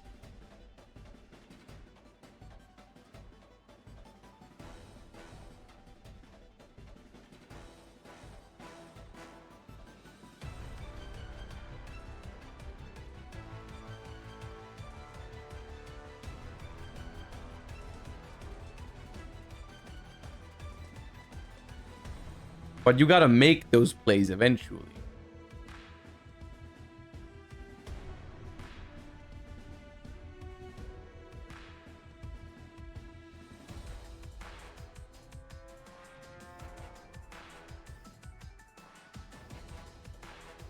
Gotta make a play at some point.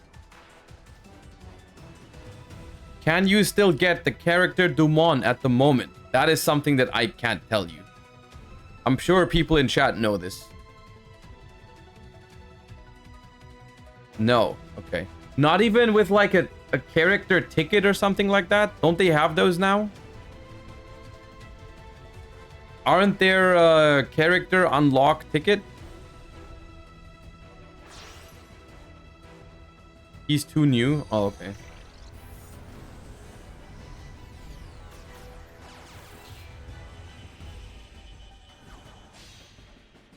We're linking into Ferocious Flame Swordsman. And now we have room for Gearfried. We're summoning out Necrosynchron. We're using the skill once more, sending the Necrosynchron to the graveyard to summon out Sorcier the Fleur. We're activating Gravity Axe Grarl. And this is enough, if the set card isn't good.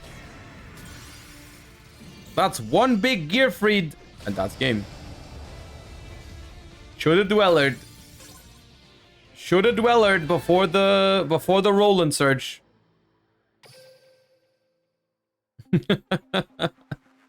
Alright, and Sniffers moves on to the finals of the tournament. Let me just quickly check replays. Paris versus Madar is going into a game 3 right now. I think. Unless they're also done.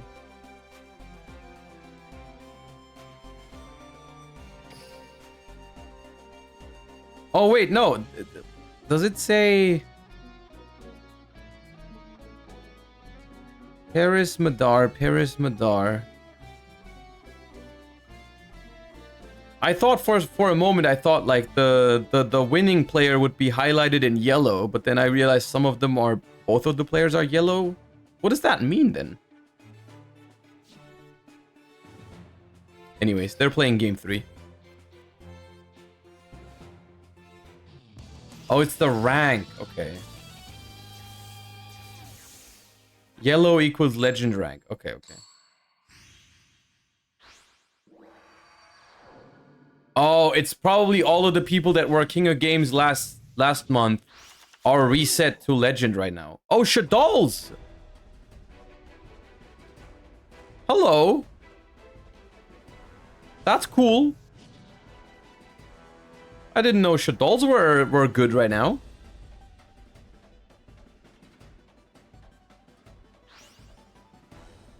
Alright, we're using the Borreload Link skill. We're revealing Galactic Spiral Dragon, a card that we probably prefer to have in the deck. To send it here. Maybe we only play one. Oh, it looks like we only play one. Black Meteor Dragon added to the hand.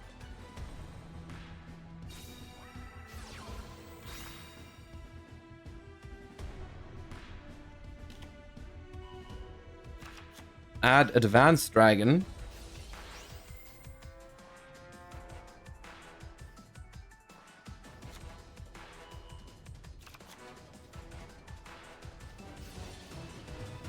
Meteor Dragon sends Seiyaru for cost.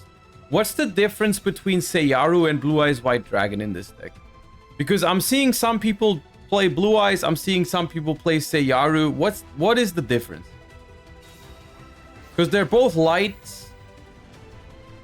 Why does it matter that one is level 7 and one is level 8?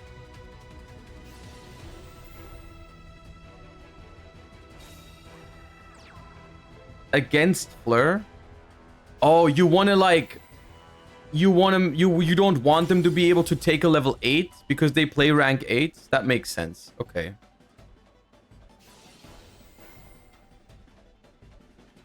The correct one is the Hieratic 0/0 because of Fleur. Well, but the Hieratic is level 8, right? So that's that makes Dingirsu. That makes like Fleur a 1-card Dingirsu. I probably agree with playing a level 7 then.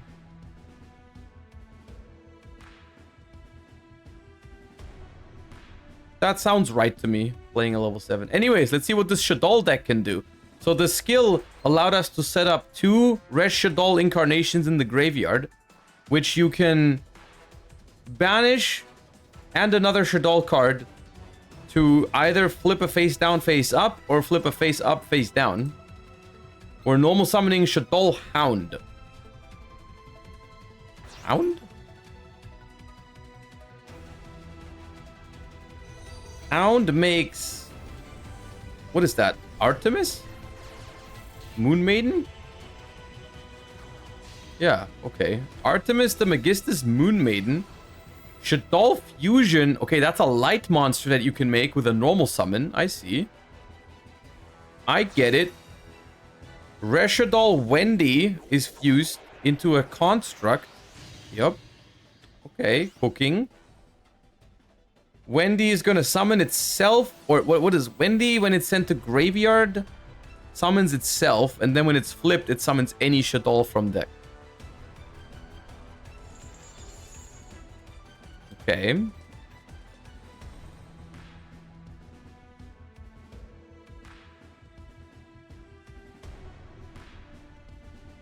What does Construct send? I mean, you can send Dragon to force the rapid trigger now.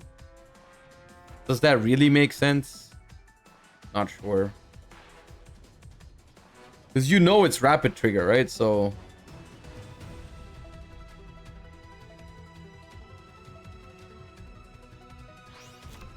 Sending Squamata.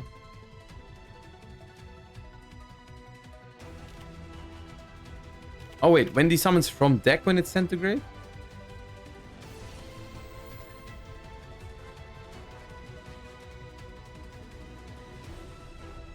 Oh, I thought Wendy summoned itself. It summons one from the deck in both cases.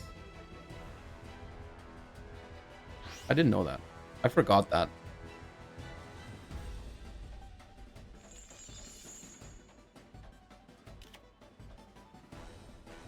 So we're using one of our incarnations to flip the Hedgehog face up to search a... Why did we send an El Shaddoll Fusion from deck to grave? Did we misclick? I feel like we just misclicked.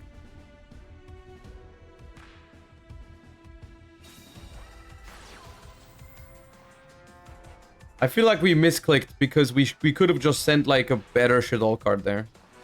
I don't see a reason to send a second Shaddoll Fusion, El Shaddoll Fusion.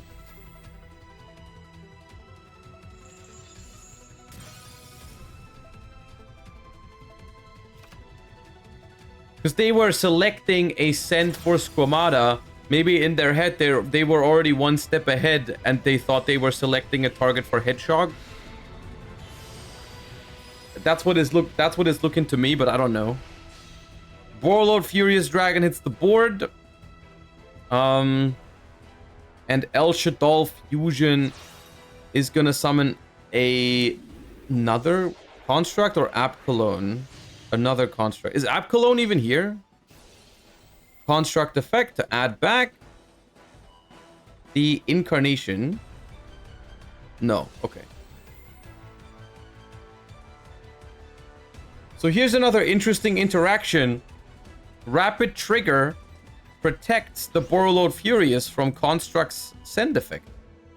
Because normally, if this battles a special summon monster, it always wins the battle. Target. If this card send, target either player and activate target. Okay. Locking the Furious out of using its effect this turn, so it has to chain now. Construct in the graveyard activates. We've played through the Borreload Furious, but at what cost? I feel like we've exhausted so many resources here to end on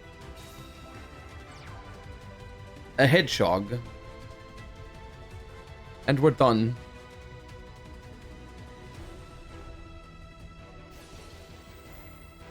And Exploder Rocket triggers in the end phase, summons a Tracer from the deck. The Rocket draws the 4 cards in hand. I'm not sure how I'm feeling about this game.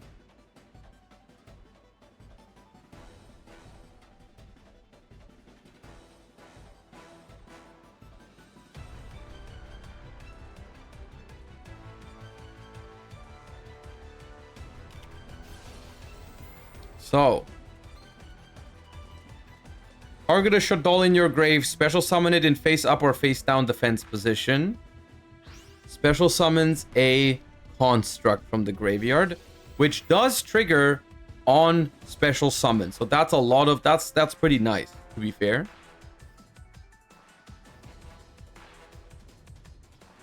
Winda is very rough for Boral if dolls go first. I tend to agree. Yeah, that looks very nice. However, here, even if you get to make Winda, because the Boral player already has some bodies on the board, especially one that is bigger than Winda, I don't know how that's going to work out. 2 minutes left, I think. Oh. Let me check the timer. They have 1 minute and 30 left. That's true. Okay. That could be trouble.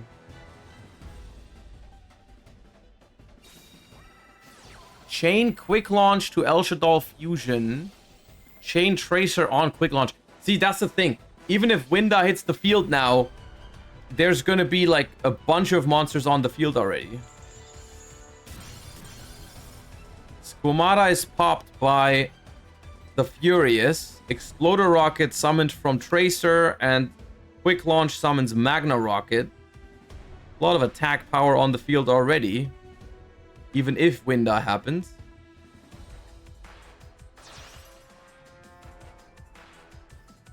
And they have to fuse away the construct because it's the only other monster they have, presumably. And now we're Winda locking against 3 monsters on the field already.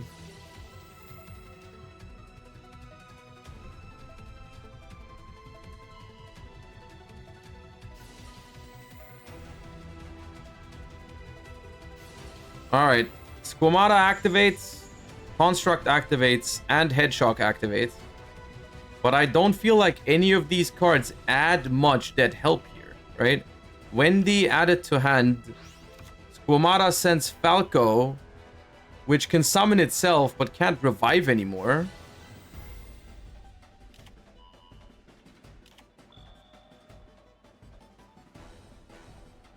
So I feel like we just lose this turn. Okay, please, this also does not count under Winda as a special summon, I'm assuming.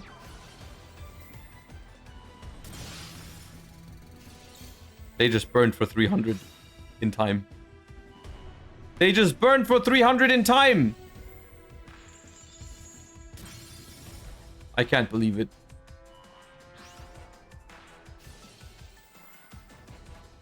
I mean, to be fair, they would have won anyways. They would have won regardless.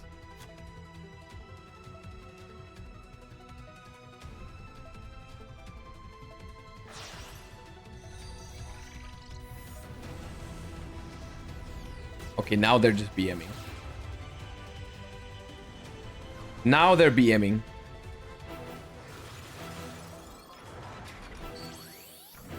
Is this the finals? No, the finals are about to happen after this game. This is the last game of top 4.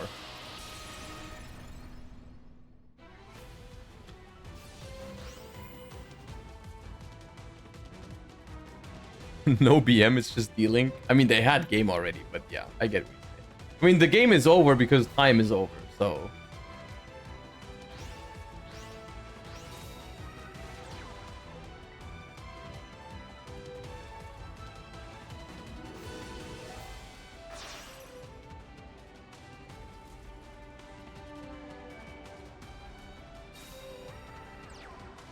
Ha! Nibiru!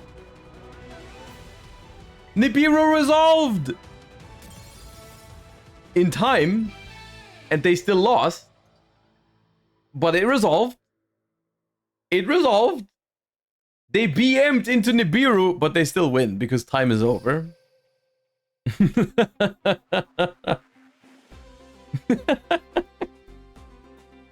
Okay, that's all I wanted from today. I wanted to see Nibiru being activated in Duel Links, and I achieved it.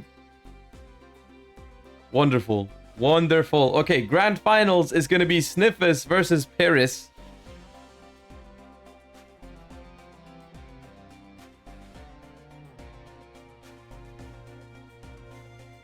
And it will begin in just a couple minutes.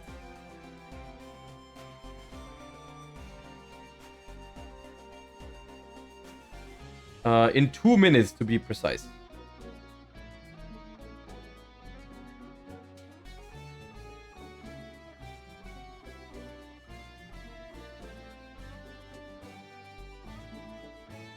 Fleur versus Boral. I feel like both of them have been playing 2 or 3 different decks today, but mostly yes. I think Paris has been mostly on the Boral Link deck, and Sniffus has been mostly on Inferno.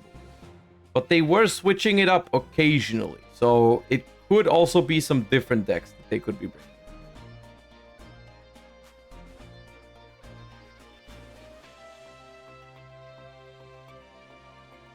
All right. Duelists, get ready. Good luck for the finals. You have less than 60 seconds until we start.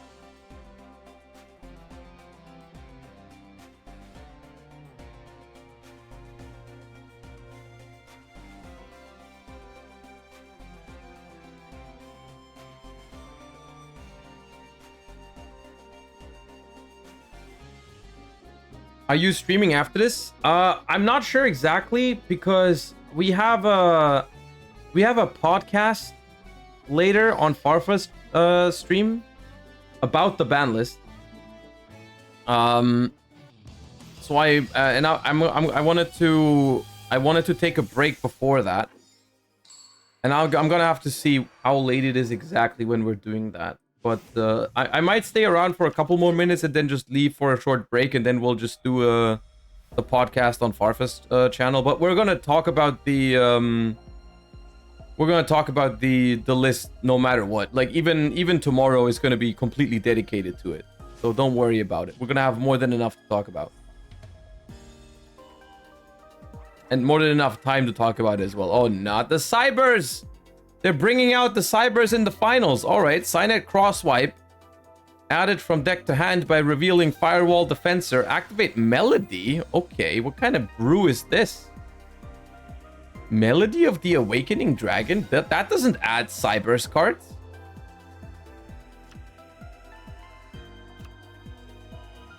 That adds 2 Riot Dragons.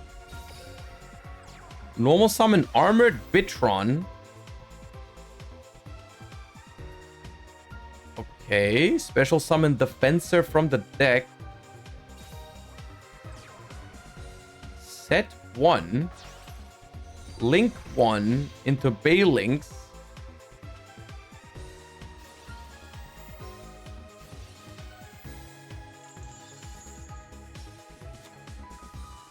What is this synergy? I'm not seeing it so far.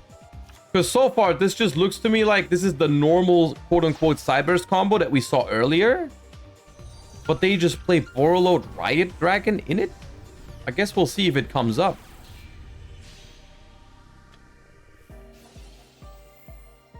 Cybers Witch triggers after the Guardian revives, banishes Melody from the grave to add Cybers Sage from the deck alongside Signet Ritual. Signet Ritual effect. Tribute one of the Riot Dragons to Ritual Summon the Sage, which activates Witch's other effect to revive the Armored Bitron. So far, 1 equals 5. Cyber's Integrator. Okay. That draws a card later on.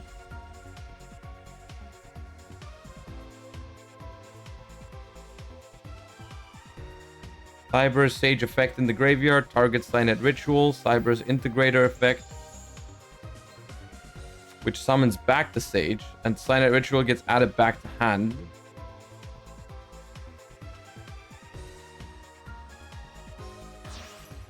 Can we Nibiru now? Can someone manifest the Nibiru in Sniffers' hand? Not Deco Talker again.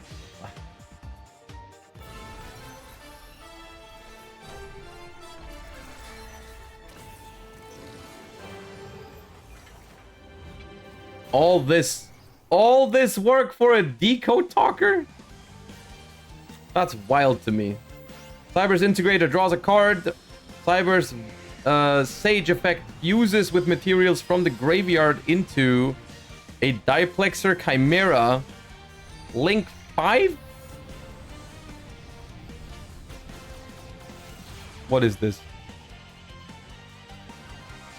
Dark Fluid.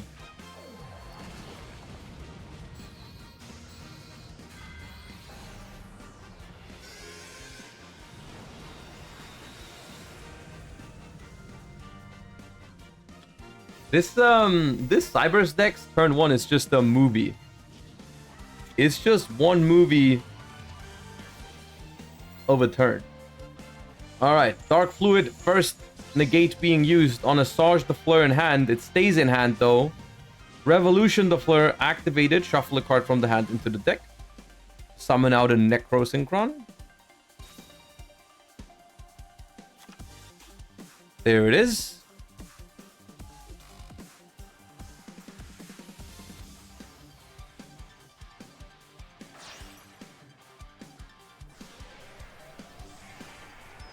Probably just making the Colossalus here, the level 3 wind synchro. There it is.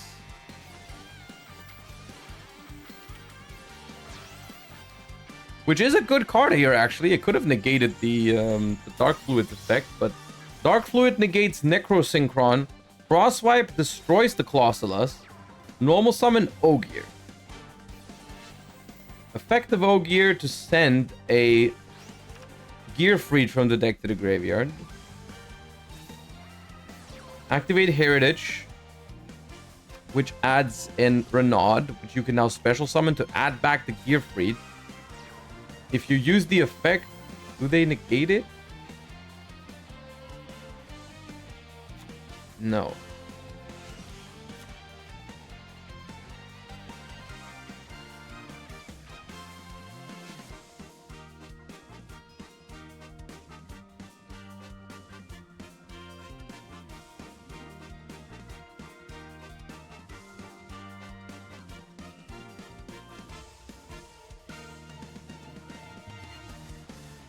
What do we have?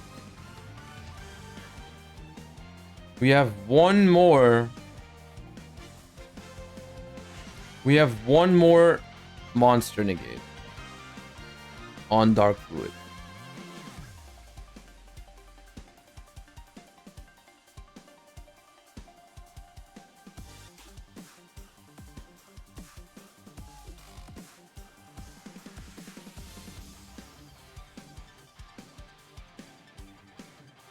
And I guess Sniffers is trying to figure out how to best maneuver through it.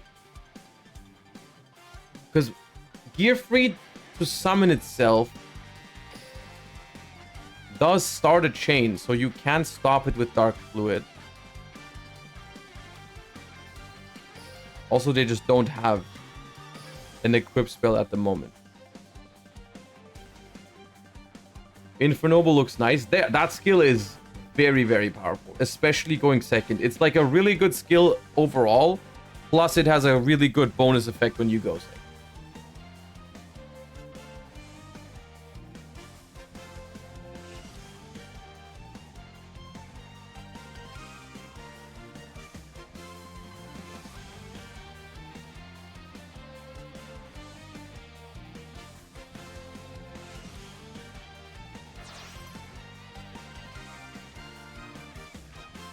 Alright, we're choosing to go for a synchro first. Apparently. And we go for Roland? Roland. Roland effect. Ogier effect in the graveyard. Is now equipped to the Roland. Gearfried effect can now banish the Ogier to summon itself. Dark Fluid stops that. So the Gearfried stays where it is in the hand. And now we've exhausted all 3 monster negates on the Dark Fluid and could theoretically play if we have more ways to play. But we have to go into the end phase. Roland effect in the end phase is going to send Excalibur and add a Batlin Boxer Whale. Which is, I think, protection. When you take battle damage, you can spare summon this card from your hand. And if you do, gain life points equal to the damage you took. Okay.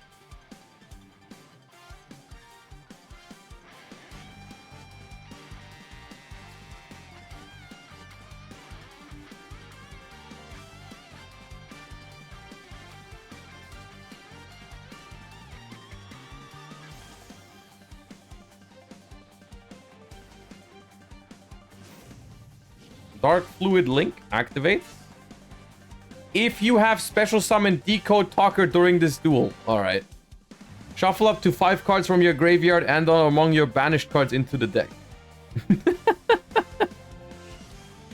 Okay.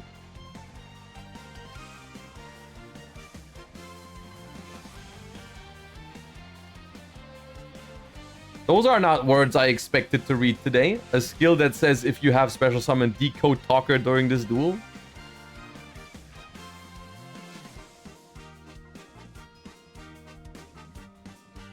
I guess the question is, can the Firewall / Cybers deck, can it win through a 2000 attack monster and the Batlin Boxer Veil? I also, isn't the Fleur skills, they are once per duel, right? So yeah, they're all once per duel. So that is rough on the follow-up. The Fleur deck, if you can't make a board on the first turn, your deck does get progressively weaker because you cannot use the skill anymore.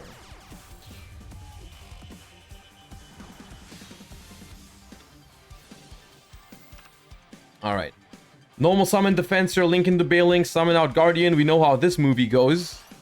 Dark Fluid links off with the Guardian into a link 2, which is, what is that? What arrows are that? Cyber Switch? Cyber Switch again. Okay. Guardian in the graveyard summons itself back.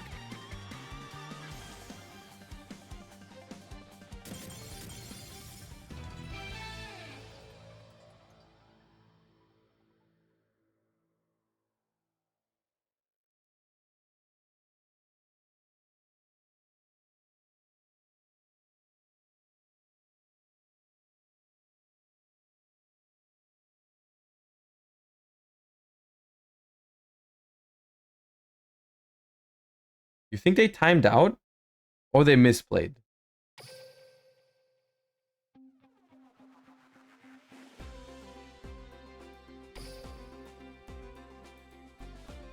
I don't know. I felt like they should have been winning this game. Okay, game 2 is Boral versus Boral action. Okay.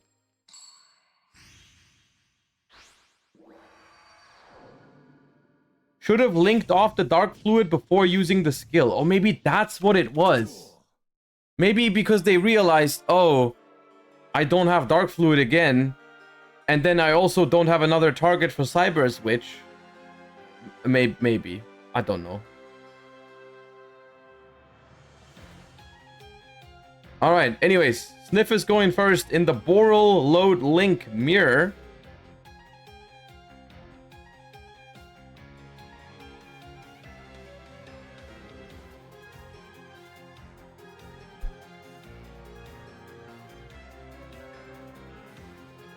Yeah, the Boral Load Link, the Varys music is nice.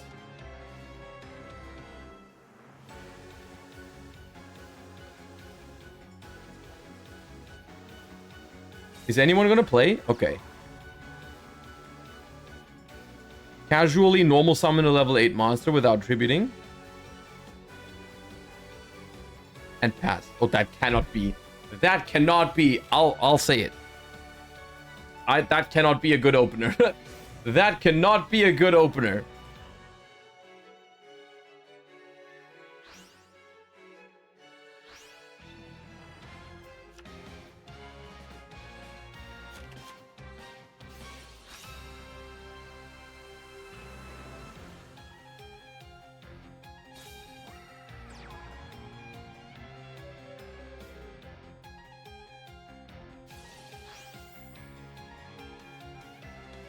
All right, I'll say it. I think it looks good for Paris this time around, unless they surrender out of nowhere again or time out again.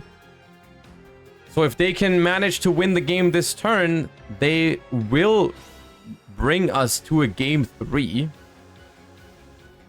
Gonna use Quad Boral to try and destroy the double Disruptor Dragon, but that gets Effect Veilered. Okay.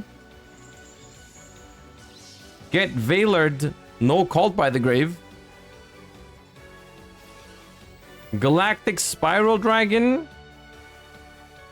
brings itself back. Set 1. Set 2. Wait, you're also done? You can't beat a double Disruptor Dragon alone? Come on. Surely you can do that. Okay. Okay, Boral Load or Boral Sword? Boral Load.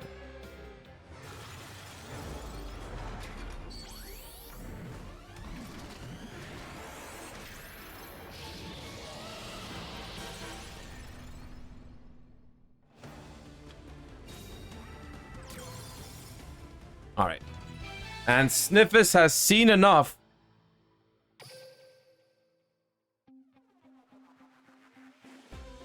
Game 3 is upon us.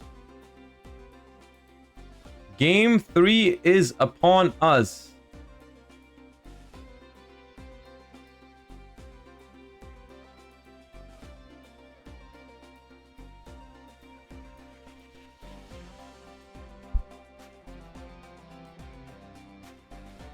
Dragon Link meta. According to most resources, the Dragon deck is the best deck in the game at the moment. There are other good decks too, but the Dragon Link deck apparently is up there.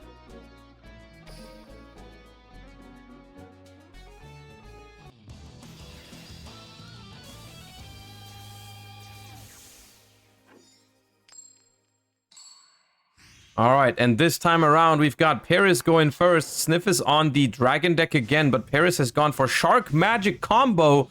We haven't seen that deck all day today. The Shark deck with right hand, left hand Shark. All right, we're using the skill. Send a fish shark from your hand and one from your deck to the grave to add an Aqua Jet from outside your deck to the hand. Right hand Shark effect from the graveyard. Because you have both right and left in the grave now, you can summon them both out.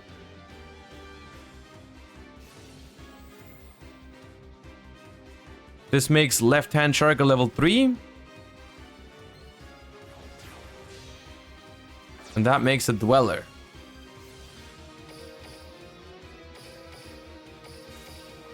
Do these cards literally have the same image but flipped? No, not quite. Okay.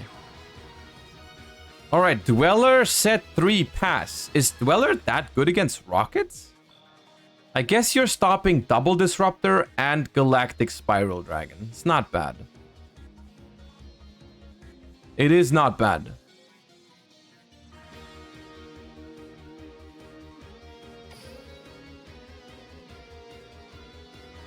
So the Dweller cannot be destroyed by battle, and the Dweller cannot be destroyed by card effects right now.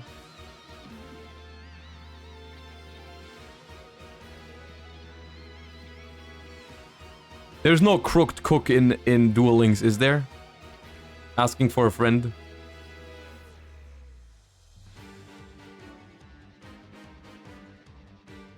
No. Okay, good. Good.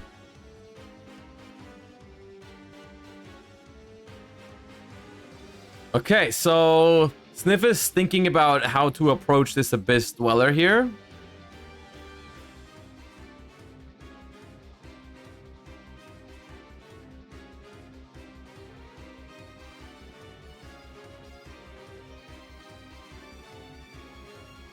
We have kaijus? Yeah, but no one... I haven't seen anyone play kaijus in Duel Links.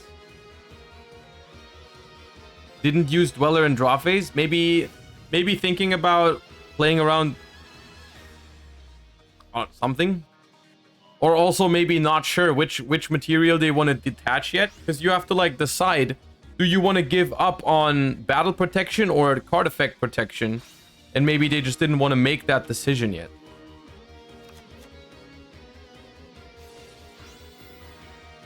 But it's also, the weird thing is, even if you're toggled on, you can't respond after the skill, right?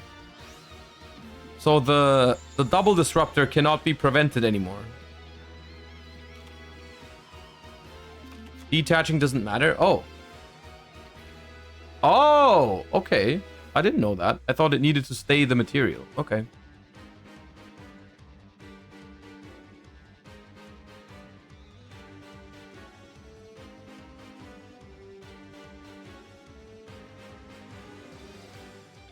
Skill doesn't work in draw phase. No, I know, but I'm saying that's why we should have Dwellered in draw phase instead of waiting until the main phase. Because as soon as they can activate the skill, it's too late to Dweller even if you toggle on.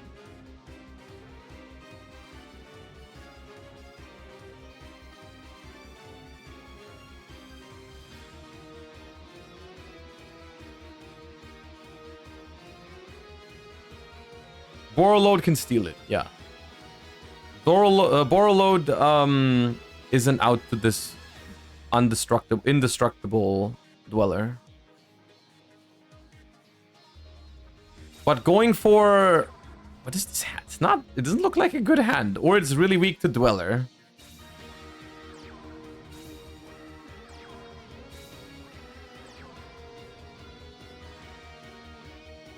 Alright, it's got 3 back rows in it. Both of these players staring each other down with 3 set cards.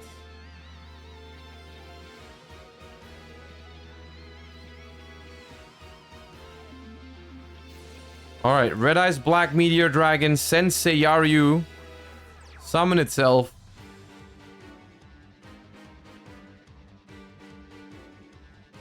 Kind of weird to do that after setting 4, but okay.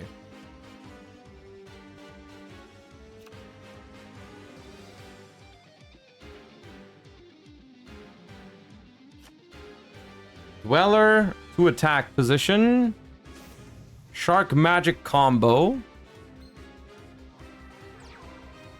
Add an Armored Xyz from outside of your deck to your hand and then get a Black Ray Lancer. Flip the Black Ray Lancer.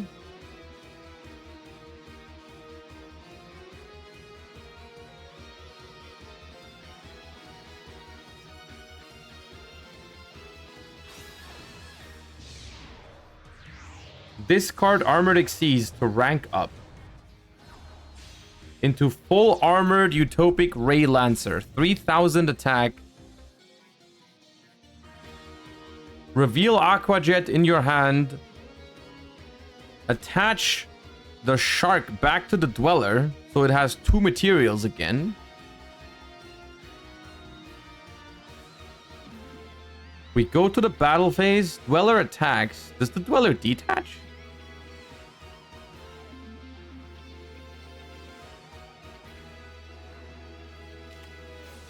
Quick launch on attack declaration. Chain rapid trigger.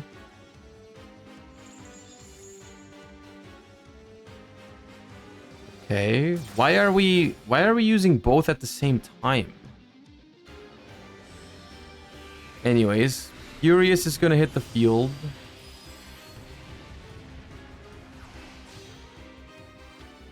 In defense position, Dweller activates, detaching left-hand shark. Now we can Furious, target Tracer, Tracer target itself, I suppose. Gonna try to destroy the Lancer, I guess, because the Dweller can't be destroyed. Oh, the Trap Tricks, Trap Hold Nightmare. Chain Tracer onto the Furious, but that is massive. That's like, that Trap Tricks, Trap Hold Nightmare just traded for, like, they invested like 3 cards into this Furious.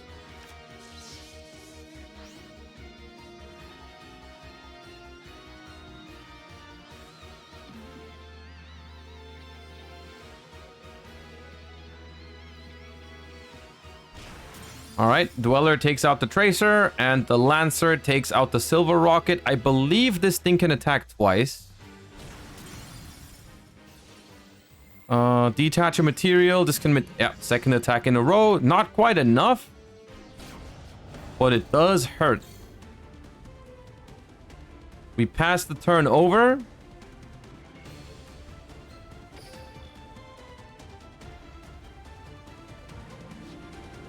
And we've got 2 cards in hand. Borreload Link. We play a Quad Boral from the deck. We use Quad Boral to discard Galactic Spiral Dragon to try to pop the full armored Utopic Ray Lancer. That works. But Dweller will prevent the Spiral Dragon from coming back this turn. So we still don't really have a way to beat the Dweller. We're summoning Tracer. You would have to Dweller now, otherwise the Spiral comes back. They do Dweller.